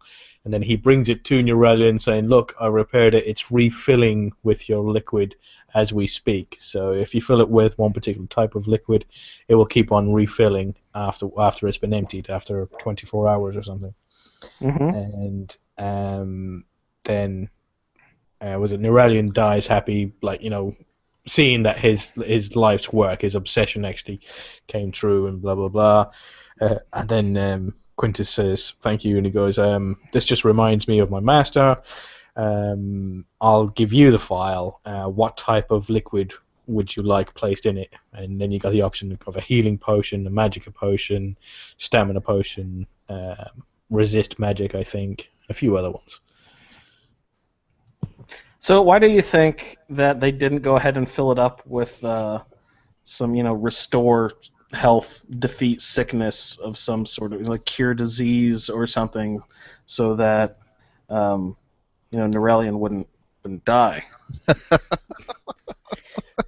But he says earlier on, if there was a tonic that could save him, he would have found it by now, because he's a master alchemist. Yeah, he's just dying of old age, I think. Yeah. The Colin's right. You get some options. You can fill it up with different sort of potions. There's a restore health of 100 points. There's a 20% resist magic option. There's plus 20 points of stamina, plus 20 points of magicka, 50% more damage on one-handed, and your last option is 20% harder to detect, so basically a sneak potion. So I did not get this far, because in order to start this portion of the quest, you have to have played through up to the portion of the main Dragonline quest where you get access to the Throat of the World, because the unmelting snow is an ingredient that you need to repair the broken file, but it can only be found up top of the Throat of the World. So if you haven't gone up there yet, then you will not be able to do repairing the file. Yep, that would be me too. Yeah, me too. Yep. Did not play any of the Dragon Quest line. Well, just a little bit out to the Western Watchtower. I think that's all we had to play it to. Yeah, Dorian hasn't played any of it because he wasn't involved in that whole thing. So. Attaboy. Yep. Jonaria got bored. She thought, you know what? Oh, sorry. Go ahead. Jonaria got bored, so she thought, you know what? I'll give the Nords apocalypse creature a good big spanking, show them that they're all a big bunch of babies. So she knocked him back to Sovngarde, where she's going to munch on all the Nords, and that made her laugh, so she left him there. Good deal. So the file, what the key with this artifact is that the file, or this magic bottle, after 24-hour time period in game, will automatically refill without whatever potion choice that you chose from the list that I just read off a little bit ago. From my experience, I'm always a health potion guy, so I'd probably pick the Restore 100 points of health. But it's just nice that you have a potion that fills up on its own. You get it every 24 hours, and you don't have to go make a bunch of potions yourself. But if you're going to get knocked off from 100 points of health anyway, I don't know if any of these are all that useful to me personally, besides the Restore health 100 points. I don't know. What would you guys choose out of that list? Probably the health, I guess. It's I always end up making potions and not using them. Yeah. So, yeah. Do you at least sell them? So, you get to a point though where you can't. They get too valuable. Yeah, they're just too many. I'm gonna try with my other character to be a poisoner completely, and so. Oh, nice. That'd be fun. Yeah, and sell them off and use just those, but like the stamina ones, I almost never use. Once in a great while. The strength ones I use once in a while, but yeah, they end up building up just a lot for me. Hey, with the poisoner thing, which is I've never actually played this way or taken a perk. You have to take a perk in the pickpocket tree, I believe, that'll allow you to slip poison in the pocket. Yeah, you can put poison into someone's pocket, and then it'll do damage to them over time or kill them immediately or whatever. I've never actually played that way, but is it only the poisons that take effect? If you sneak them like health potions, will that also have an effect on them? Well, if you poison them and then sneak them a health potion, will the health potion, counteract the poison you just gave them? I don't know. I've never actually snuck anybody a health potion. So. No, but I believe there's a mod that allows you to put bombs in their pockets and blow them. Oh, nice. Oh, that would be more fun, wouldn't it? Hot pants. Yeah.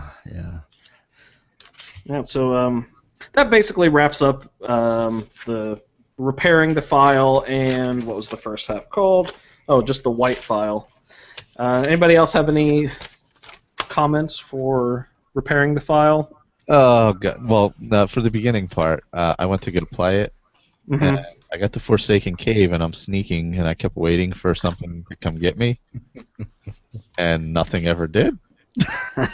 No bears or anything? Apparently, I had already gone through there and killed everyone, and I didn't realize it.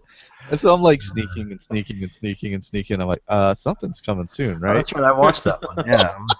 I get all the way to the end, and I'm like, oh, yeah, I guess I went through here.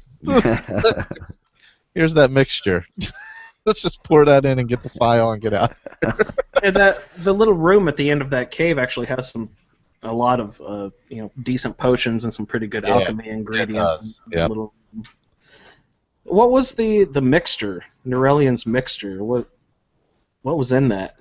I don't think you know. I think he just gives it to you. Yeah. And you just have this magic mixture you pour into. It's like a little bowl or something. Yeah. It's an altar. Yeah. A little altar with a bowl on it or something. Mountain Dew. Yeah, Mountain Dew. Yeah, that's what it looks like. Yeah. And probably equally vile as well. Yeah. Oh my God! Yeah. Ooh, Mountain Dew. Ooh. It's terrible shit. You guys love it. So you put in the Mountain Dew, and then you get lots of nice alchemical ingredients and the broken file. Which you become Andre Agassi and get out your candid camera, take some pictures, and some really crazy hair. Which I may have had hair like that at one point in my life. Attaboy. Probably around the same time he did, actually. I think I may have owned his shoes at that point. Oh God, the shoes! Yeah, they were big. Yeah, everybody was running around in tennis shorts at that point in time. Yeah, that's when it was acceptable to have thigh huggers up. Yeah, we really don't need to go back to that time period.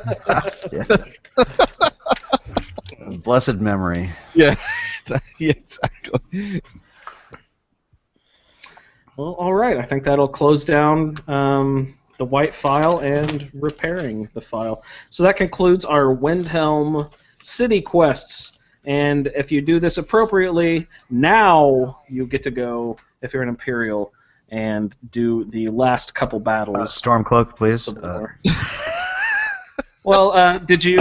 I assume have the same. You have the same trouble, I assume, with your Solitude stuff. Like, did you actually finish your city quests before doing? I don't know at what point Faldir had to take his leave. Faldir finished the Civil War, and that's when he got the message from the family and had to leave. He had to take off. Yeah. So yeah, he managed to make it through. But would have you had the same trouble as us? Do you think that if you finish the Civil War, it just screws up basically any unfinished business in Solitude?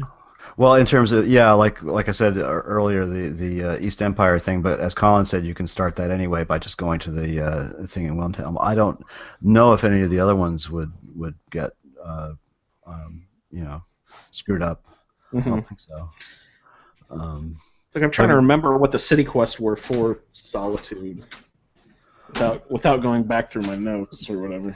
I don't remember either. What did we do there? Yeah, but you were lucky in that you have already. One of them done was those. Patema, so that was already done. But you had already finished those, a couple episodes ago. So yeah, they were all done. Yeah, so it's just us, the Imperial side, who, Well, what I did is I actually beat the Civil War, and then went in and tried to do all of the city quests, and nothing would work. So I reloaded back before I beat the Civil War, did all the city quests, and then went back in and finished the Civil War again. I probably added at least a couple hours, if not more, to my gaming for this episode. So, y'all out there, get your city quest done. Yeah, I don't think easily screw up. Are as affected because most of those take you out of the city. Yeah. Because it was Tending the Flames and Wolf Queen and I forget what the other one was, but those really aren't based in the city anyway. You just kind of start out in the city and go out. You get the assignment in the city, yeah. Yeah, whereas the Windhelm ones are directly affected because you're dealing with guards and things like that. Right, yeah. Colin, did you become Thane of, is it East March? Is that the hold that Windhelm is in? I think so, yeah. But yeah, did you become Thane and all that? How did that all work? After I liberated the city, then spoke to the new Jarl, which is Bob. And his steward. Bob's your uncle. Yeah, steward. The steward is Captain Lonely Girl, and he says you can buy the house, but it's in a crappy state, so you can't have it. I was like, oh, okay. So then you can start the other quest. But he says if you help out my people, help out, and you need to help out 5, and purchase property in the city. That's a lot. Yeah, it's the same as the Solitude one. Yeah. Help out 5 people and buy a house. Then I will name you my Thane and award you with a with a house call. So then I just wondered, most of them were the quests that we had anyway. So was it the Revan Sedaris, and it was the Rise in the East, and a couple of others that I must have done. I think I punched that guy in the face. For some reason that counted. But yeah, I can't remember all of them. But yeah, she became Thane because was it Herium was her assigned house. I even though Gennari is getting slow and tired now, like her save is pretty huge. There's a lot of stuff in there, especially since I loaded Tel Nalta in there. So. Oh, did you? Yeah, it's probably the greatest mod I have ever seen. It's Isn't it awesome? Yeah. So detailed. It's out of this world. I mean, there's not much of quest-wise, but there's just so much detail. And What is it called again? Tel Nalta. It's actually the one I've got installed is Tel Nalta 2. What's it do for you? You create a whole new town for the Dunmer. You're sort of like kind of creating a Dunmer outpost on like in Alta or Naked in Alta, whatever it is, and you start on the island where the Lady Stone used to be. The modder moves the stone, and then you start on that island, and then you start planting loads of mushrooms, and you build a big mushroom tower, like Tel Mithrin or something. Like Tel Mithrin, but bigger because Wow, cool. And then you have like loads of little house pods and farm. You get farmers, and then you hire all these different guys. So all on that little island out in the middle of Lake Analta. Yeah. Wow. Cool. It's I've done a video. I've put it up on the feed, and you can have a look at it. I'll have to check that out. That sounds awesome. It was the one. It's only about 30 minutes long, but I was just showing it off to you, and I was about 2/3 of the way finished. I only heard about it from Victor, and I think it was the previous episode or the episode before that, and I was already pretty late in my playthrough. It is an entire playthrough mod. It's where you start off at level 5 or 6, and it will take you the entire playthrough to build it up. If you don't just stay there, because it took me hours and hours and hours of chopping wood and going out and collecting the ingredients. If you download this mod, I highly recommend that you get the Harvest Overhaul mod as well, or else you won't be able to collect enough ingredients to be able to build the house and the pods and things like that. Excellent mod. I rarely ever play without Harvest Overhaul. Yeah. And what does that do for you? Just makes more ingredients available. Just adds ingredients. I mean, and not in a terribly overpowered way. It's just, I mean, it's ridiculous that you harvest blue mountain flowers and you get one flower. Yeah, that's true. So it gives you like 2 or 3 instead. It's like I grabbed a whole bush. Did I just stomp on the rest of the flowers as I was putting it into my pocket? I'm a clumsy oaf. I must have dropped them. Yeah. If you go to a nest and it only has 1 egg, it will only give you 1 egg. You won't go to a nest and like harvest like 30 eggs out of it or anything like that. He done it properly, so it's it's perfectly legitimate of how it should have been, really. Yeah, because you could get more from the flowers and stuff than you do from the other things. It would just make more sense. Yeah, that Harvest Overall and Dynamic Things are 2 of those sort of essential little mods that add so much in very small ways.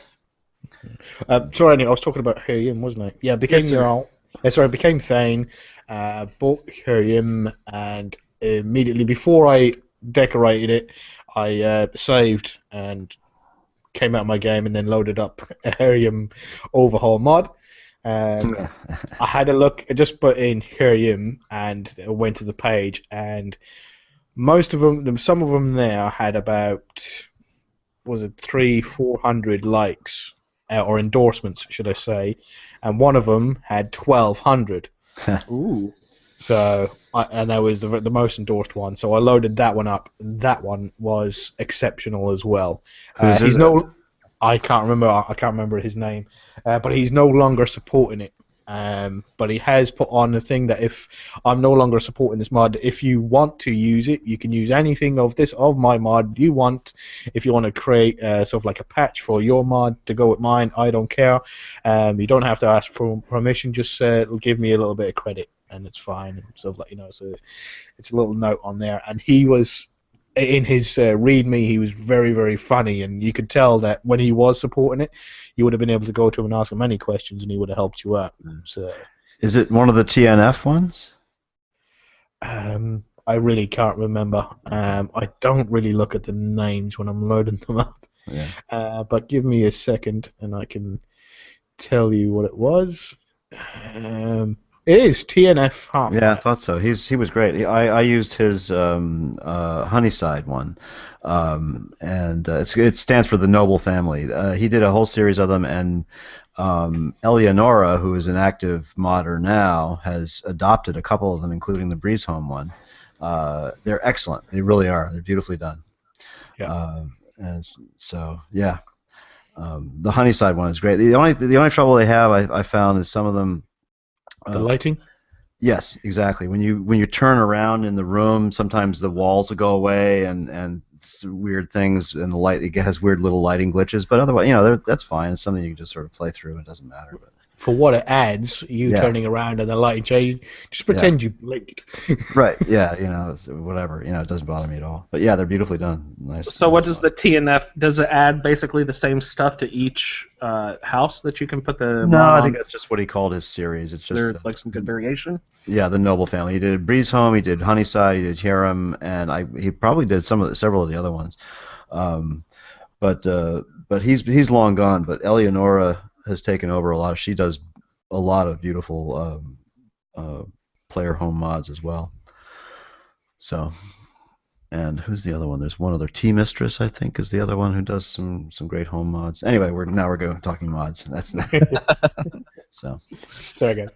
Now, I'd like to take this opportunity to give a plug for the newest show on the Skyrim Addict family, as the Modcast, hosted by Victor, Colin, and Blake. So, everyone, if you're interested in mods or not, I don't give a crap about mods, but I think they're cool. Neither do we. I don't know. I love the show. I listened to the first episode the other day. Fantastic, yeah. It was really good. So keep up the good work, gentlemen. Hope you can stick with it and keep giving us a good. What work? And download it and listen to the podcast. I just show up and talk, the same as I do here. That's it. That's all you need to do. That's the way I look at it. excellent. Yep. I was thinking, do you have your own characters specifically for the Modcast, or is there some way that I'm going to be able to trick Blake into joining next season of the Roundtable, and he can do his modding on that character? Do you think that'll work? We kind of talked about that. No, we're sort of. I mean, we're using a mod organizer or a mod manager called Mod Organizer, and which allows you to do multiple profiles. And we're just playing with a list of mods and building that, and not playing any specific characters with them. So that whoever follows along can then, when we're finished with the season and we have a nice set of mods built, then you can go forth and start a character with that and play. I think that's sort of the general idea. Well, it's highly enjoyable. I suggest everyone, if you haven't already, please go out and check out the Modcast. Please do. Good stuff. All right, so gentlemen, do you want to draw the season to a close by delving into our last of the Civil War quests here? And you know how these go if you've been listening to the season thus far. It's pretty similar to how things have gone in the last episode. So yeah. Lots of fire and smoke. Yeah. So we'll get into the Battle of Fort Amal for the Imperial side. And Fort Amal is over on the eastern side of the map, just sort of over the mountains. I think it's near that river, maybe. Right across the bridge from the abandoned prison? It might be, yes. Yeah, so it's basically very similar to how past fort quests have gone. You go and see your legate, and in our case for the Imperials, it's Rika, and she'll send you off to the fort, and you basically the other soldiers there, and you go in and attack and take over the fort, kill some people, and report back to the legate. What? Get a little pause there. Oh, sorry. Yeah, I'm having a little freezing issues. I'm sorry. Yeah. We're just wondering if it's the computer or if it's you just stopping, having a snooze. There was a glitch in the Matrix, Andrew.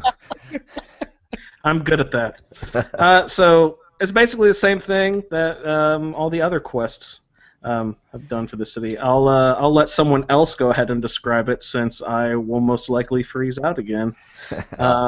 Michael, Michael, this might be one of yours, considering you keep giving out the hint about some special artifact hidden at Fort Amel. So why don't you go ahead and describe what happens there at the fort? Well, the battle's pretty basic, like all the other ones. You show up outside, meet up with your people, run inside, kill everyone, get it down to 0%, kill the people who are running away as they run outside the fort and run away.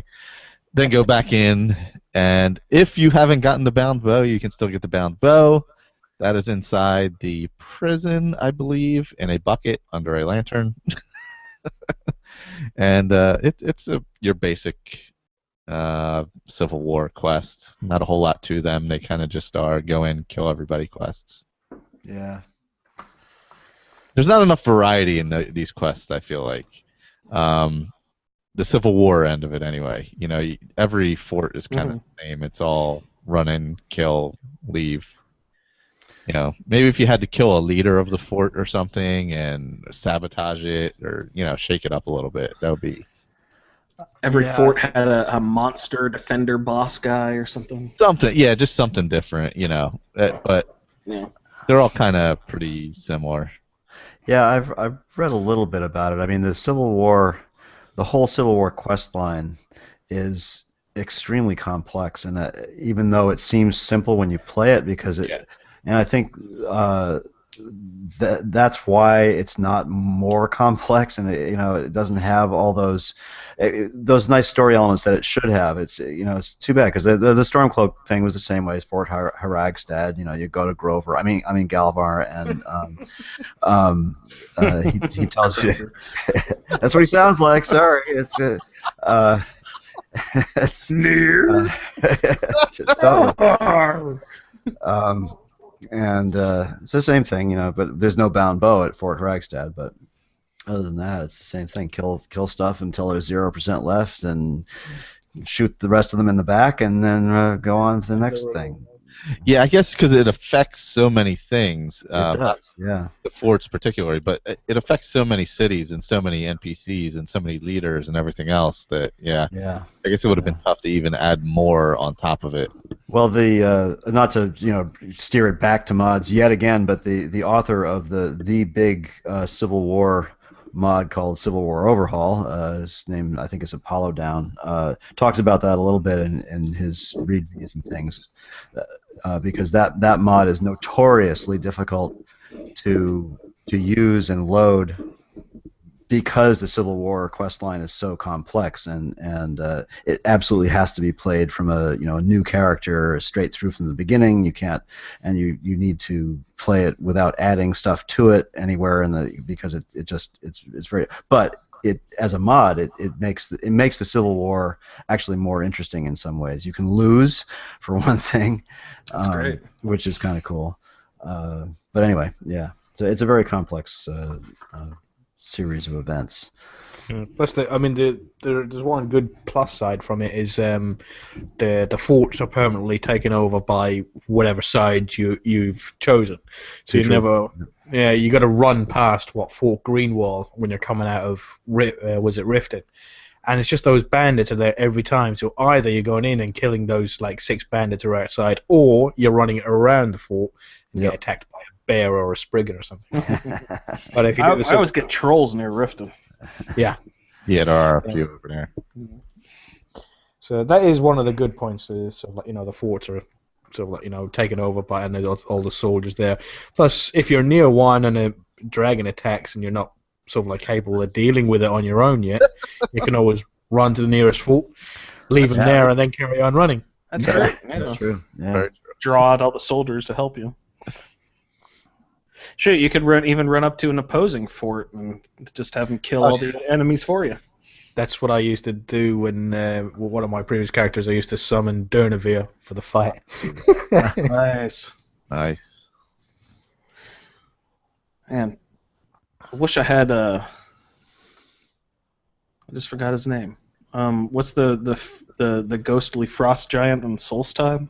Oh, Karstag. Karstag. Ooh, that would be good for a fort. Yeah. Because you're only allowed to summon him like three times or something like that. But I could never think of a time that it would actually be useful. But I guess one of these fort battles would be pretty fun. Yeah, I never thought of that. It would be. Yeah. Oh, you know where he would? Can you use him in right before you go to Sovngarde? What's that place? Skulldafn? Yeah, that's outside. It's outside. It's outside. Yeah. That would be good to use him there, like against the because there's dragons and the death lords all over the place. Yeah. I never even thought of that. Maybe it'd help you with I forget, what's that dragon priest up the dragon priest. Begins with an N, I think. I don't remember. The thing is, though, if you're already powerful enough to defeat Karstag and gain the power, Death Lords are a pushover at that point. It's just fun to watch him do his thing. Yeah, that's true. Yeah. Well, unless you defeat him, like say you're set on expert and you defeat him, and then by the time you get this Skulldafn, you have to master or legendary. Yeah, that's true. Yeah. Then it might be worth it. Yeah, but otherwise, yeah, you're right. Because if by the time you get to those guys after you've beaten him, it's like, Flick. You're pretty much on the top of your game if you've gotten that far. Theoretically. Yeah, pretty much. I think the last time I went through there, I snuck the dragon priest and backstabbed him. I didn't even. Ooh. I vaguely remember that. I think you did do that. That was the last time I had gone through Skulldafn. Yeah. Yeah. That's awesome. Oh well, so those are the penultimate Civil War quest. I guess we can go ahead and launch into the big and final last battles. We got the battle for Windhelm and the battle for Solitude. So I won't get into it for risk of me freezing up again, but my one point I wanted to make was that in these last battles, as far as I can tell, I didn't test it too much this time, but as far as I can tell, they will just continuously send waves and waves of soldiers without end. So they will just keep coming and coming and coming. If you're into grinding any of your skills, any of your battle skills, you can just stay in the same place and just continuously kill your opposing soldiers for as long as you want. So your one-handed will just go up and up and up. Your destruction magic will go up and up and up. Whatever you want to do. You could probably even go around pickpocketing everyone if you really wanted to. But so if you're into grinding, which I know Victor frowns upon. No, I don't. I just don't do it. That's all. Now I definitely did that the first time I played the Civil War quest. This is only my second time really playing through the whole thing. But yeah, if you just want to take out waves and waves and waves of soldiers and grind up your skills, that is one great way to do it. Is do these final battles of the Civil War quest. Because the soldiers just keep on coming. Unless, like me, you have the misfortune of starting it at night using a mod that makes nights very dark. Oh, and you can't see anyone? I couldn't see a damn thing. You're the only guy with a torch, and everyone knows where you are. You just can't see anyone else. Playing on Master and getting one-shotted constantly. But, yeah, we made it through. Yeah. How did you find Colin? What were you doing there? Yeah, it was great. I had a little issue when I went through the doors of a crash, so I had to do it again. But was it every time? Because it saved. You know when it auto saves when you go through a door. So when I reloaded, it already had that save as if I had already gone through. But every time it opened up into Windhelm, then it would crash. So I had to go back to a previous save before that and re-attack the city again. So I had to listen to that bloody speech twice. Let's go get him! He does take a long time to get through the doors. Yeah. He does. But was it with convenient horses, you have this thing of option where you can tell your horse to wait or to follow you as you're running along the road. So I got up next to Tullius, and then stood next to him, and then I noticed Shadowmere was following me. So then I pressed the key to tell her to wait, and that just like all the soldiers are looking up at her and Tullius, and she lifts off her hands and starts waving, and the horse just stops. So she's like, "Hey guys, I'm here. Let's go kill some Stormcloaks." Quite funny. It's loaded up on the on the feed, the Skyrim Addict YouTube feed. Video. It's okay. There's some bad choices being made, but there's sorry. Just carry on with the rest of it as you're talking through, because you haven't got to that point yet. There's not enough hours in the day to. You guys have been pumping out these awesome video feeds. I just can't keep up with you guys. How much video you're putting out there on the YouTube? That's great. Well, to be fair, 10 minutes takes me 10 minutes, so... Yeah. When I can see the timer and remember to shut it off at 10 minutes. So I can usually do, I'll sit down for an hour and do 5 of them. Mm-hmm. Because then I can at least, it's not choppy playing anyway, so... Do you release them in batches, or do, one every few days? I've decided to do one a day. Set it up Monday through Friday. One a day, because you can schedule the YouTube releases, so I can upload them all at once, and then it'll do it for you. Awesome. So, Michael, how did you find the final battles here? There wasn't much to it. The Windhelm one, you kind of work your way through the city, work your way through the market, up through the the cemetery, around by the houses, and back up, and. Yeah, they path you in sort of a funny direction, because they block off everything. They have rubble falling, there's fires everywhere, so they kind of path you in a weird sort of roundabout direction all around the city. And then you can take the sword from what's his name at the end? Not Ricka, but the other one. Tullius. Tullius. But I forgot. I didn't take his sword, so I think I just killed Ulfric with a war axe. Just took the war axe to him. Yeah, he has a some enchanted weapon that he'll give you, or named weapon, or something like that. Yeah. But you have the option of letting him do it as well. I believe, right? Yeah. Can't you let Tullius? And you can also let him live, I believe, right? Oh, can you take him prisoner? I didn't even know that was a. Is there an option to let him live? I thought. No, there's one where you say. Or he. Oh, he killed him. Says, That's what it is. Yeah. Yeah, he says, Ulfric says, let the Dragonborn do it, because then it'll make for a better song. Yeah. And you can say, I'll gladly kill him, or you can say, I won't give him the satisfaction. And then you got, I've had enough of killing today. I think the last two options. That's the last two options. Yeah. I think Tullius kills him in the last two. You kill him in the first one. Okay. Or you can just say, "Oh, I don't want to kill him," and then come out of the speech and then kill him anyway. Kill him anyway. It's the same choices in the Stormcloaks. Yeah. Who gets killed in the Stormcloak one? Tullius. Tullius. That's it. Okay.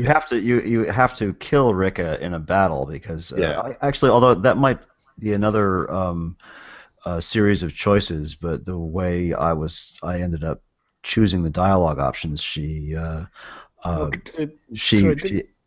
sorry, go ahead.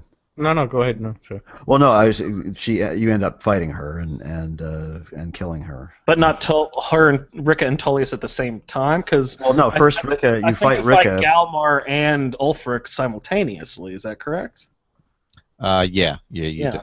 Yeah, I guess Tullius was swinging away there too, but you have to kill Ricka. And Tullius then says, enough, and takes a knee or whatever. I assume Ulfric does the same thing.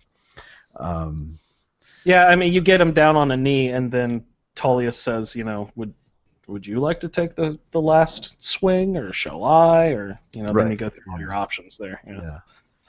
Doesn't Tullius surrender?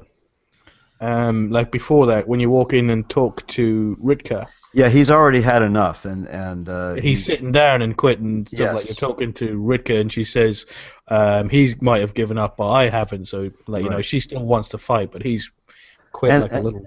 Yeah, and actually, and Ulfric and Rika have a fairly well written conversation there. I mean, you sort of get a real feeling for how they're both loyal Nords, but you sort of really get the feeling of the real civil war and what a civil war really is like. I mean, in a moderate way anyway. But I mean, because they are. I mean, they're both. Rika is a Nord, and chose to fight on the Imperial side. So, but then you kill her because she deserves it. Of course, she's a Nord. What sort of benefit and rewards do you get for this end of battle? Really nothing much. I mean, and I looted all the heroic Imperial armor or whatever to sell it. But I don't remember that. I mean, and of course, then on the Stormcloak side anyway, you get yet another name, whatever it is, Storm Butt or something. So many of these silly names they give. And instead of because on the Imperial side, I believe you become a Centurion or something. I don't remember, but oh yeah, something like that. Yeah. Yeah. You're a legate. Legate. Legate. Okay. Yeah. Yeah. Same as is Ulfric and Galmar in the final scene with you, like fighting Tullius with you? Okay. Yeah. But the Nords aren't imaginative enough to come up with a real military hierarchy, so you have to have some silly name. So, Captain Fuzzy Butt. Yeah, or Grover, and but I'm sorry. It pretty much plays out the same way, I guess. But yeah, never actually see Ulfric ever use a shout in the game, do you? Yeah, he shouts a lot during the final battle. Yes. Yeah, he does. Oh, when he's on your side, he never shouted at me. You think he would have used that? Well, I think he did. Did he use like disarm or something? He used a fire breath. Not directed at me. I thought it was just Fus Roda, but I don't know. Yeah. I never got him to shout at me. Yeah, he used fire breath at me. Ooh. I'd have done well. Shows how smart he was. Dumbass Nord. Yeah, they're all living in his city, and he still doesn't know anything about it. And why should he? The sword you get from Tullius is Daedric's Sword of the Vampire. That's a nice sword. It's a leveled sword, though, isn't it, Colin? I mean, it is level, yeah. Yeah. So. Lower, it would be crap, yeah. So of the vampire implies what? Absorb health. Yeah. Yeah, 25 points. Yeah. That's what I got. I got the 25 points, Daedric. Nice. Yeah, because I went in my inventory. I'm like, ooh, what's that? I'm like, oh, black market. Here we go. Yeah. Was it? I don't know what you guys did. I picked Alfred up, stripped him naked, slashed away his body, then carried him in and threw him on the fire. Ooh. What did you guys do? Attaboy. Well, I of course was wanting my teddy bear hat, so I stripped Galmar down and took his little teddy bear hat because it's totally adorable, and I took Ulfric's clothing, so I was wearing all of Ulfric's robes. He has like a pair of boots and some clothes, and I don't remember if it's gauntlets or what else he has, but he doesn't wear a helmet. No. Of any kind. So I took Galmar's bear hat and wore Ulfric's clothes, and when I was doing the rest of the, whatever questing I was doing, not the city quest because I screwed all those up by doing it the first time, but I had fun wearing the teddy bear hat for a while. It's really cute. I put all those on mannequins. Yeah, that's where they are now. Yeah. No, I took Rika's body and laid her out as an honored foe, but I left Tullius in a crumpled heap on the floor. Attaboy. That's it. You're such a whimpering little girl. Did you guys attempt to bring any followers with you on this last quest? Yeah, I ran through with Cicero. I told him to wait, so while I was attacking. When I attacked, where was it? Because Tullius has this speech as he's chatting away to Grover and what's his name. I wanted to have the fight, just us. So I used paralyzing grasp. on Tullius and Ricca. So they were lying on the floor paralyzed while I was fighting Galmar and Ulfric. But it didn't last very long. They were back up and almost stole my kill. And finally, when I talked to, what's his name? Ulfric, he was like, "Oh, let the Dragonborn do it." And then I went, "No, actually, I won't give you the satisfaction of being killed by the Dragonborn, so I'll let Tullius kill him." There really should be a take prisoner and let them rot in jail option here, I think. I don't know why. I just feel like that'd be fun. Go visit them every once in a while. With all the Jarls that are sitting around that are already in various basements. Yeah. Well, in my experience, I was not allowed to, like, when I entered the gates to do the whole battle throughout the city, my followers stayed outside, and I got the followers cannot follow you here or whatever. But after I got to the palace and defeated Ulfric and Galmar, as soon as they were dead, all my followers came in the palace and stood around with us. Huh. It was really weird.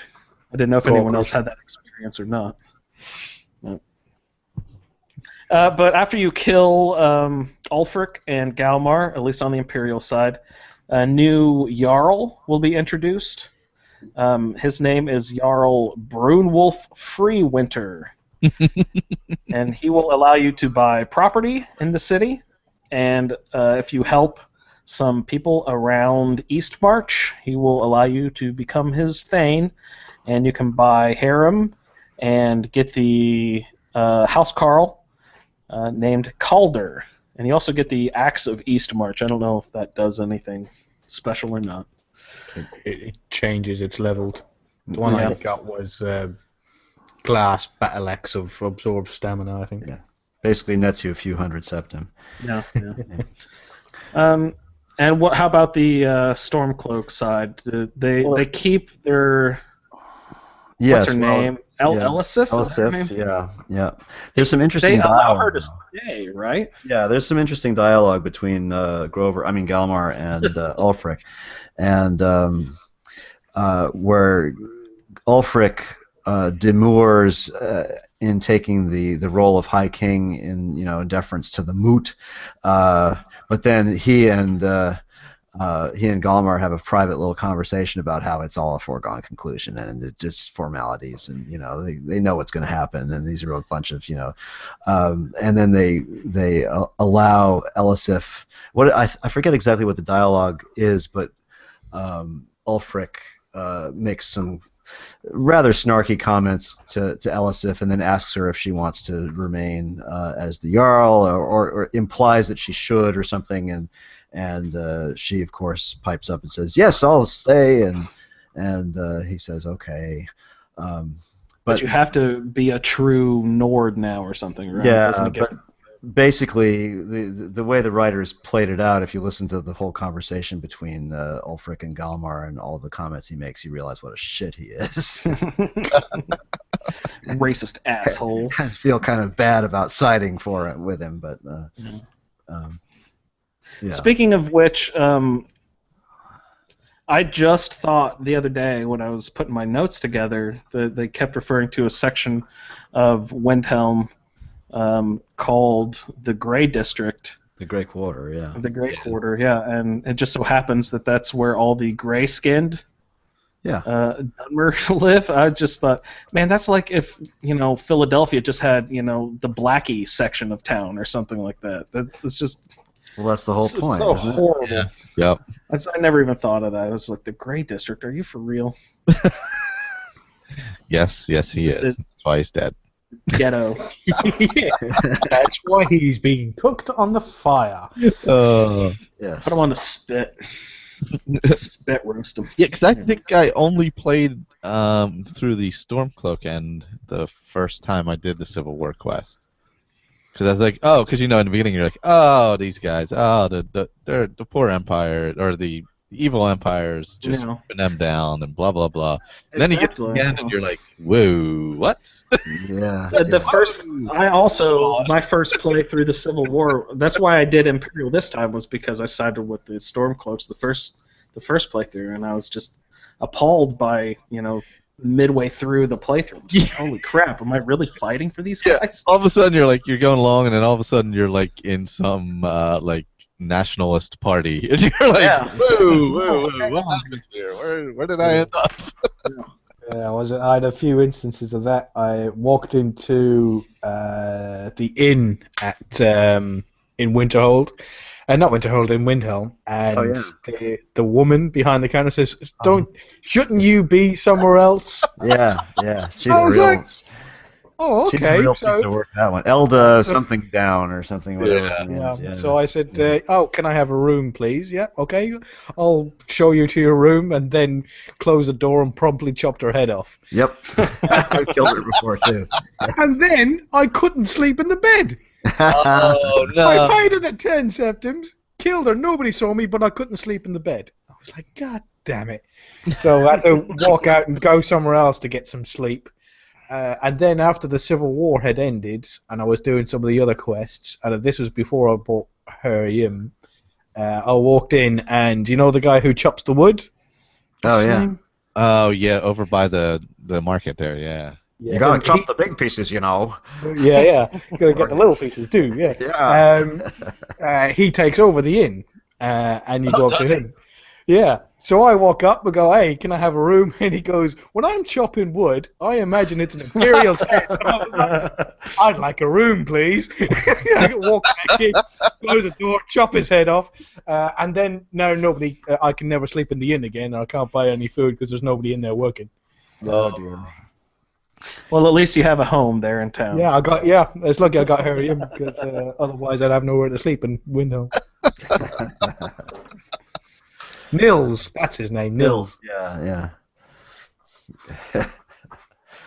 That's funny. Well, you need the hidden hideouts mod there, Colin, because then you that sounds fun. Whenever I heard you guys speak about that, I think that sounds like a good little mod hiding out, scattered about the countryside. Yeah, they're very cool. Well, sort of a deflated end to a epic quest line. I don't know. Were you guys overwhelmed, underwhelmed? Hits just right? What do you think about the end of the Civil War here? Midwhelmed. Yeah. Midwhelmed. Yeah, I mean, Windhelmed, yes. Yeah, your one kind of ended in a car crash, didn't it? But no, that's too bad. But no, I quite enjoyed it for the most part. I had a lot of fun. Especially really got into some of the role play, especially with Inara, the way she's like basically a complete bitch.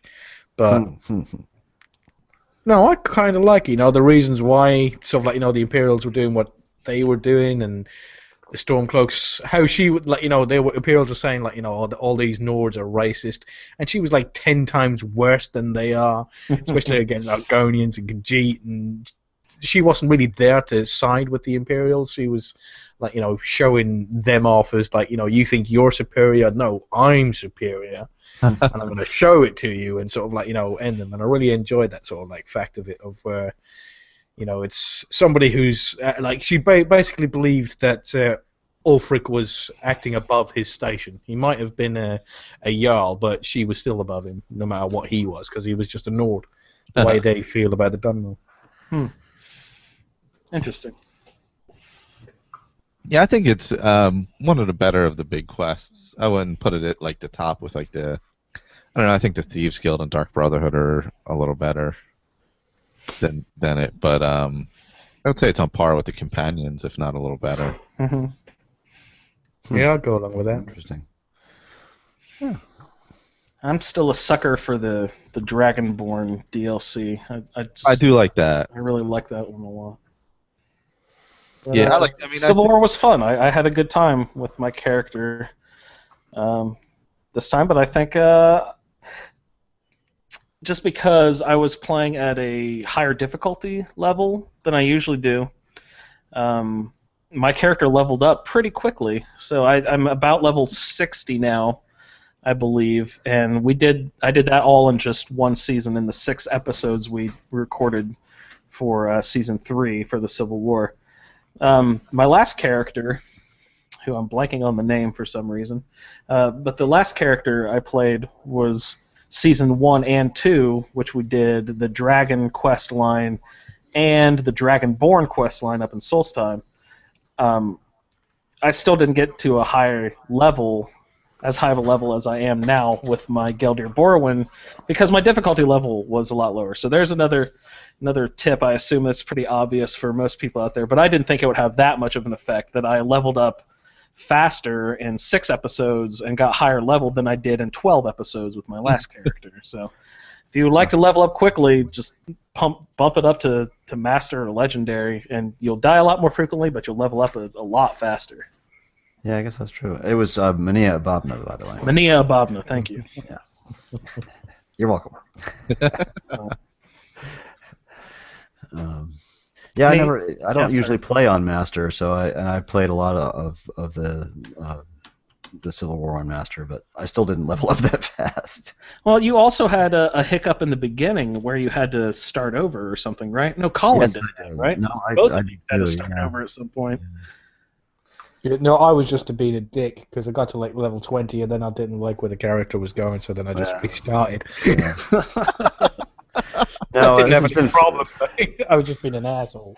This one's been fraught for me because I started with Piers Wildblood and had to move off to Faldir. Yeah. So what happened there? I kind of forget. I don't remember. Was it I a can't mod remember issue or?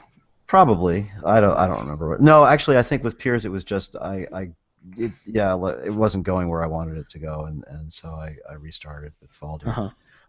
Because Piers I was trying to build a family of Nords using a different mod called Familiar Faces, and it just wasn't working for me, and I couldn't make it do what I wanted it to do, so I moved on to a different character. Yeah. Well, what are your closing thoughts for the Civil War, Michael? Oh, hold on. Sorry, Connor was messing up my world in Minecraft. Overall, it's been a little bit since I played it full through, and I really enjoyed it a lot more than I remember enjoying it. I think it's only gets repetitive if you don't take your time. I think if you take your time and go through it and kind of listen to everything that's going on and stuff like that, it doesn't feel as repetitive like the fort battles and stuff like that. Mm-hmm. That makes sense. Because if you blow through it fast, you're kind of just boom, fort battle, boom, fort battle, boom, fort, Mm-hmm. But if you take your time and kind of talk to everybody and things like that, you do get more of a feel for what's going on and things like that. So flush out the backstory. Yeah, it can definitely feel repetitive if you're just like quickly going through it, because all the battles are pretty similar. But if you take your time, I think you get a little more out of it. I think it's also a credit to the way the episodes were set out. So you do some of the fort battles, then you go to a city, you explore the city, and sort of like do a few quests there, and then a few weeks later, then you go off and then you carry on. Like you move from city to city as if you were sort of like a traveling warrior or something like that. And yeah, that worked out really well. I think that helped out a lot. You're right. Mm-hmm. And some of the quests were bigger ones, so it wasn't like just a quick fetch it kind of quest. Like King Olaf's was a decent sized quest. It takes a little bit to do. The Ethereum Shards one was a long quest. That's a good long quest. Yeah. That takes good amount of time. So I liked the Froki, whatever his name was. It's been a long time since I did any of those. Oh, the Kind's Trials, yeah. I liked fighting the ghost animals. Yep. But that keeps you moving around. It breaks it up. So I think if you supplement it with things that are nearby where you are, that definitely makes a big difference. Yeah. Colin, closing thoughts? I thought I already did. Did you? Okay. Evil witch, sort of like destroying the entire infrastructure of Skyrim just for her own perverse pleasure. That was kind of her overall thing. But no, yeah, I enjoy the fighting side of it. Attacking the forts. That's one of my favorite things to do. Is to go in attack. It's like Deepwood Redoubt. Every time I go in there, yeah. there's so many Forsworn in there that you should sneak around the corner, go up, break in, sort of like, do all this, but no. Every time I come out into that vial and just see like the big and you got all the Forsworn guards, I just pull out the shield and the sword and just run straight in. I just battle can't cry. help it. Yeah, I just love that. So, so that sort of style really suits me. The only problem is I just couldn't get the battles to be tough enough. Once I got into the warrior stages where she was in the armor, when she was in the robes and that, and just using the magic, it was a little bit tough because I kept getting killed by arrows, which annoyed me to no end. But other than that, I very much enjoyed it. Were you using Flaming Skull pretty consistently through the end? Yes, yeah. Even now continuously using Flaming Skulls. It's my number 2 hotkey. Number 1 is the torch. Number 2 is the Flaming Skull. It has been the same hotkey for nearly the whole playthrough. What are you using for combat mod? Combat. Combat evolved. I can't remember. Dual or deadly combat or. Give me a second. I'm just curious. It was. I can't find it. There's too many mods.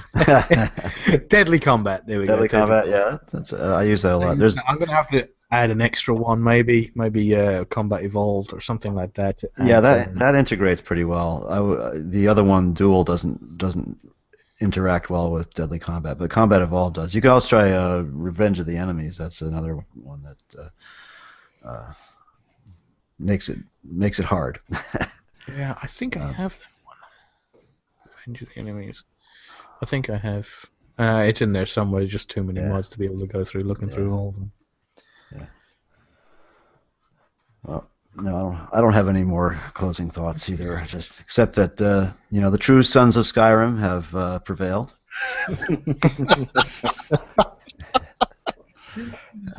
Well, at least the Thalmor have got less province to worry about. Yeah, that province is finished. Those jerks.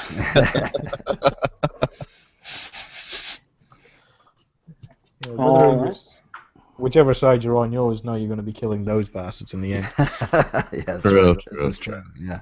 Because I always thought that's what the next game is going to be. Is going to be more than likely Hammerfell against the Thalmor. That would be interesting. Yeah, it's sort of the logical progression of the Great War, right? So that makes sense. Wow.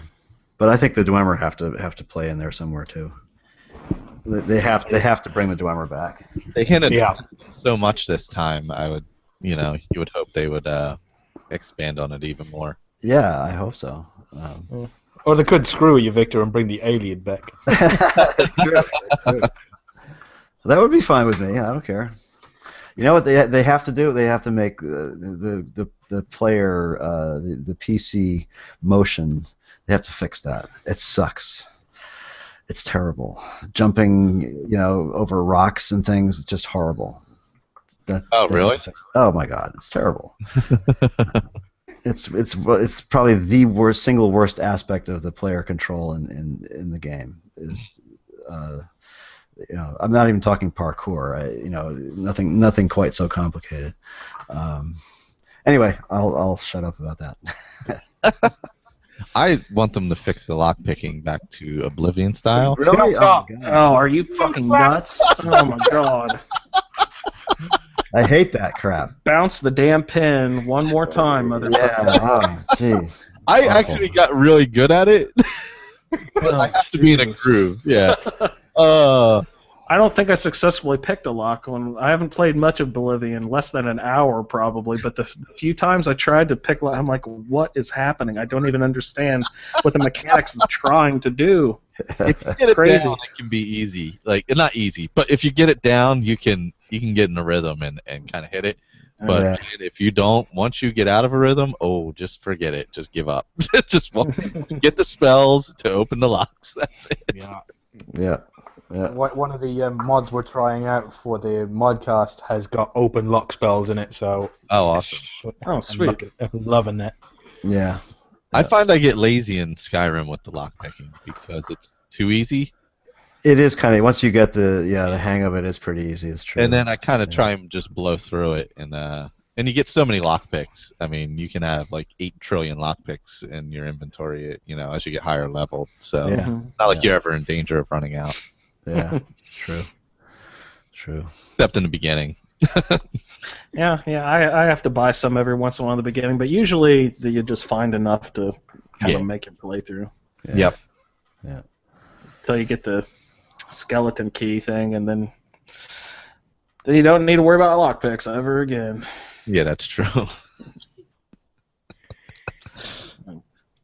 Well, I think we'll take this opportunity to sign off on the Civil War quest for now, and we can discuss a little bit about next season if you'd like to.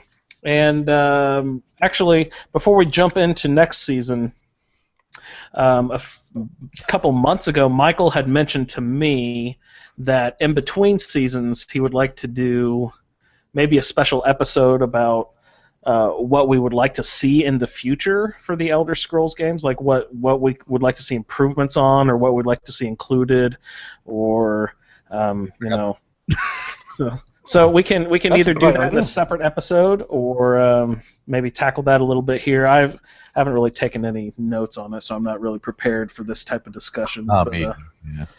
So that sounds like a good episode. That'd be fun. Yeah. So look out for that in a couple of weeks. We'll probably throw something together for that. And for all you listeners out there, please write in with your suggestions. Give us an email at skyrimroundtable@gmail.com. Or also send in some audio feedback with what you would like to see improved on or excluded if you don't like this portion of the game. Just give us what you would like to see in Elder Scrolls 6, whatever that turns out to be, or whenever that turns out to be released. So please contact us with that sort of information. But for Season 4, gentlemen, we will be getting into Dawnguard. Is it the last? No, it was the first DLC that was released, correct? No, it was the last one. That was the last one. Okay. No, wait, no, it was the first. I'm sorry. Dragonborn was the last. Okay. So we'll get into the first DLC that was released for the game. This was the very controversial Dawnguard. And how was it controversial? Gamer boys everywhere went apoplectic and their heads exploded because it wasn't coming out on PS3 at the same time as everything. That's right. I remember that. They had a PC release beforehand, right? And even Xbox before PS3, right? Didn't it release? Because Xbox had an exclusivity agreement, I believe. Yeah. For the 3 DLCs. So they were released on Xbox for a month before. Yeah. Well, the PS3 took a while because they were having issues, I believe. Mm-hmm. They had a lot of issues with PS3 in general, I think. So. I think Skyrim's always been sort of notoriously more crash prone on the PS3 than the Xbox. But. Yeah, because it was more than a month. It was delayed, I believe, for the PS3 It might have been a couple months. So it wasn't just an exclusivity deal. It was. No, they were having actual. They had trouble with it. Yeah. Yeah. Yeah, but I mean, I think volume-wise, it's far more popular on the Xbox platform than PlayStation in general. Uh-huh. I forget what the numbers were, but it was a pretty good bit. I mean, like multiple times more on Xbox. Really interesting. PS3 players are just boring. That's what it was. Mm-hmm. I just remember the Fuhrer, people pooping themselves and everything else. Because God forbid something take too long. Yeah, console wars. Yeah. Yeah, between that and the PC stuff, like that. Oh God. Game, go out. We're having fun with it. Let's, Yeah. But the only thing that gets me with that is when the super PC people are like, man, I can't believe they're holding this game back by making it for consoles too. And I'm like, well, without the console money, they wouldn't be making the game anyway. So yeah, it's true. It doesn't matter what they're holding back, because if they didn't have the revenue coming in from Xbox, PlayStation players, you wouldn't be getting the game, period, at any level like that. I just assume that there are tons more console players than there are PC players. Is that a correct assumption? Oh, by a huge margin. Yeah, large margin. Yeah. I've never actually looked at the raw data. Well, if you look at the stats for Skyrim, for instance, I think it's 59% Xbox, and like 30-something% PS3, and then 10%. And the rest is PC. Yeah. That's why, just as a slight aside, that's why when Bethesda, during the whole paid mod fiasco, said in one of their little missives, said something about, well, it's only 8% of people who do Skyrim are modders. Well, that's more than 50% of the people who actually use mods. So it was a Mm-hmm. Yeah, they kind of played with the stats on that. They did, big time, yeah. Yeah, the people who it's available to, a good percentage of them use it. Huge percent, yeah. Well, that's only a fraction of a percentage of the actual people playing the game, yeah. however. Yeah, but it is, it's huge. Console is a huge market. So. Well, we'll be jumping into the Dawn Guard DLC. Are you guys looking forward to Dawn Guard? What's your experience so far? I knew that was coming. I know Victor has played it quite a few times, if I remember right. No, I am looking forward to it. I guess this time I'm gonna play as a vampire. I've never done a vampire playthrough before. It is fun. So yeah. I just did it a few months back. It's very different. I liked it. Yeah. I'll have to ask your advice on a couple of things because I have no idea what I'm getting into. So yeah, it was the first time I had done it as a vampire, and I'm like, whoa, wait, what? Yeah. Can't go out in the sunlight? Yeah, the bad thing is you become a vampire. Yeah. And then you can't walk around during the day because nothing. And I was a sneaky character, and I was an archer, so I couldn't do any zoom-in shots because I had no stamina the whole day. I was like, well, this is a bit of a problem. Yeah, I'm also going to try. There's a newly updated vampire mod that I'm going to try that adds a lot of perks and various things to vampires. So I'm going to give that a shot too. Will you be starting in a new character, Victor? Yeah, have to. Yeah. Victor will be going with a fresh role, as will I. I'm going to retire Geldir Borwin and start my own character. I will. Usually we roll for random whatever faction you'll be in, but I'll go ahead and be on the Dawn Guard side because the one and only time I've played through this DLC was as the Vampire Lord. So I'd like to see it from the other side, even though it was well over a year ago that I played it last. So well, I was going to ask you from the other side. I would I would like to play as a vampire, but would you roll me, stats and things like that, race and all that other crap? And yeah. We'll do it like normal, except for, I like to try to balance it, try to have the same, as close to the same number of people on each side, so that, we started out this season with the same amount of people on each side, but it kind of, as people fell off, it was, basically me and Colin and Michael when he showed up versus Victor. Like Victor was the only representative from the Storm Club side. So we'll try to keep it a little more balanced if we can. But if we usually have 3 or 4 people here, it's not a huge deal anyway. But yeah, I look forward to getting into it. We can discuss the makeup of the show a little bit. We're going to do Dawn Guard, and just like with this past season we just played, we worked in the city quests for each town, so that gave us a little bit of other side missions to be doing at the same time while we're working through the Civil War. But we decided to team up with the Daedric quests. So we'll be doing the Dawn Guard, probably 2, maybe 3 Dawn Guard quests per episode, and then filling it out with 2 or 3 Daedric quests per episode as well. There are 9 side quests for the Dawn Guard and 10 side quests for the vampire side. What we will do there is we will assign a couple of quests from the actual Dawn Guard DLC that everyone will play, and a couple Daedric quests which everyone will also be required to play, but we will make the side quests optional, so you don't actually have to play through those. If anyone actually does, you can report back to us.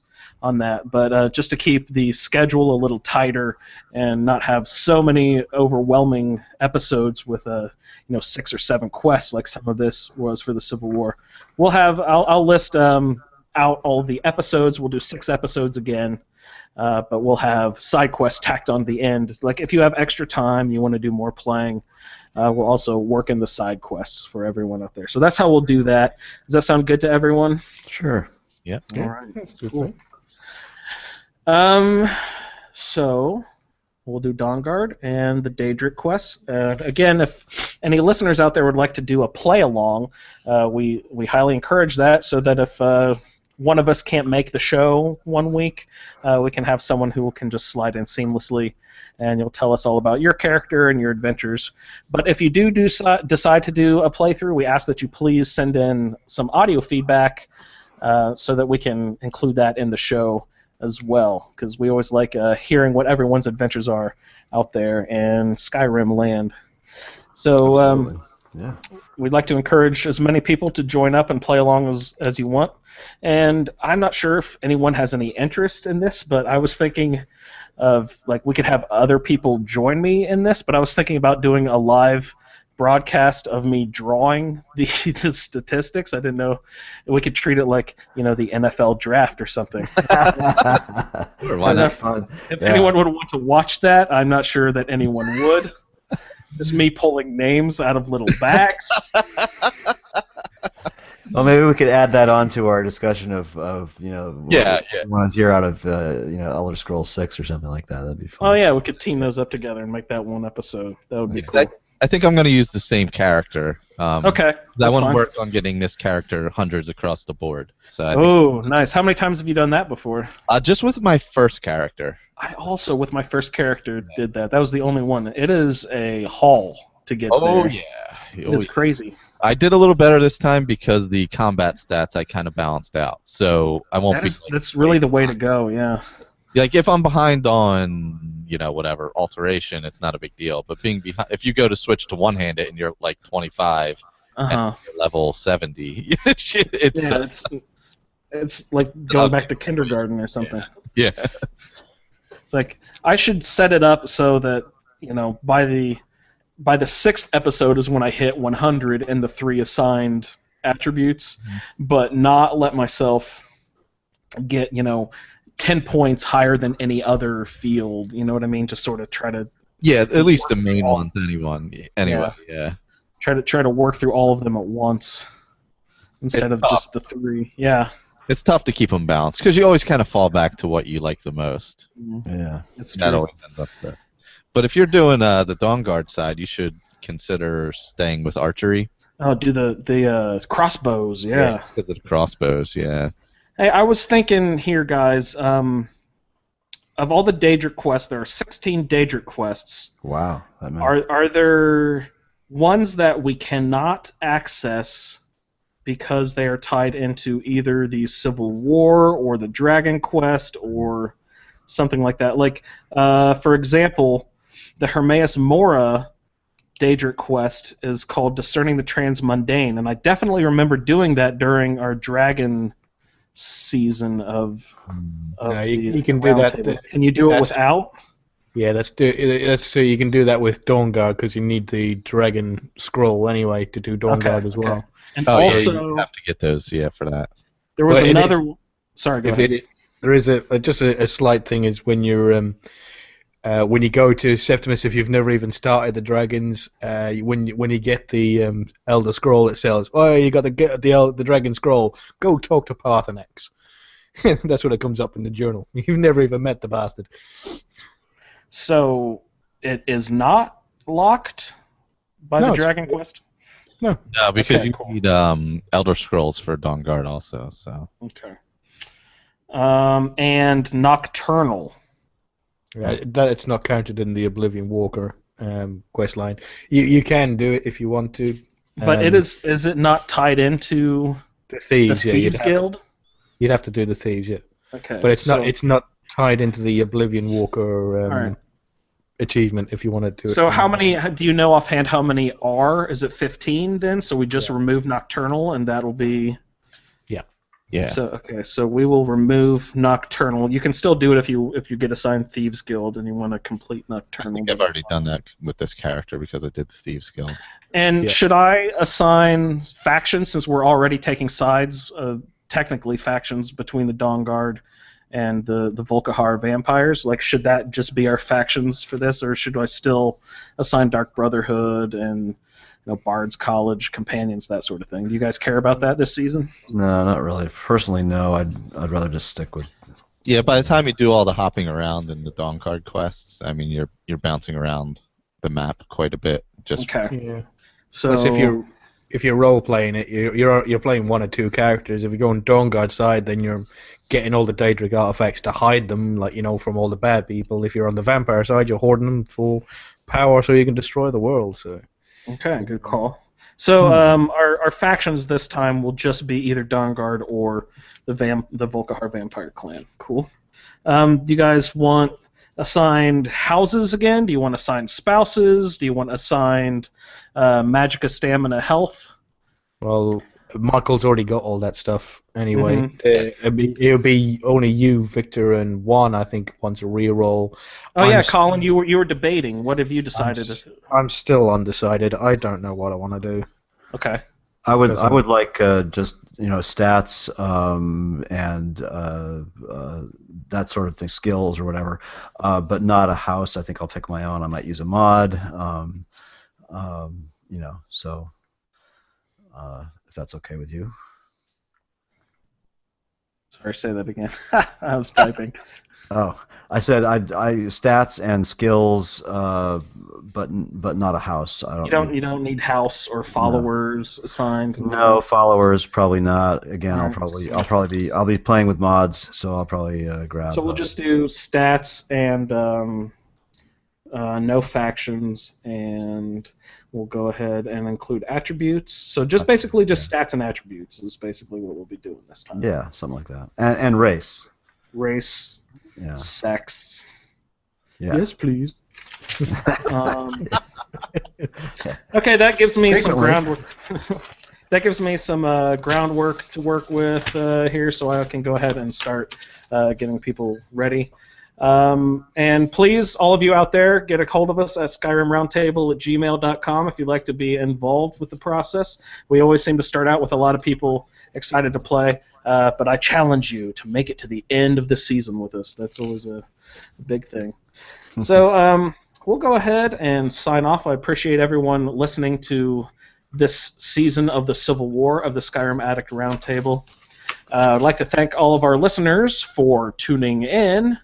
And happy Skyrim!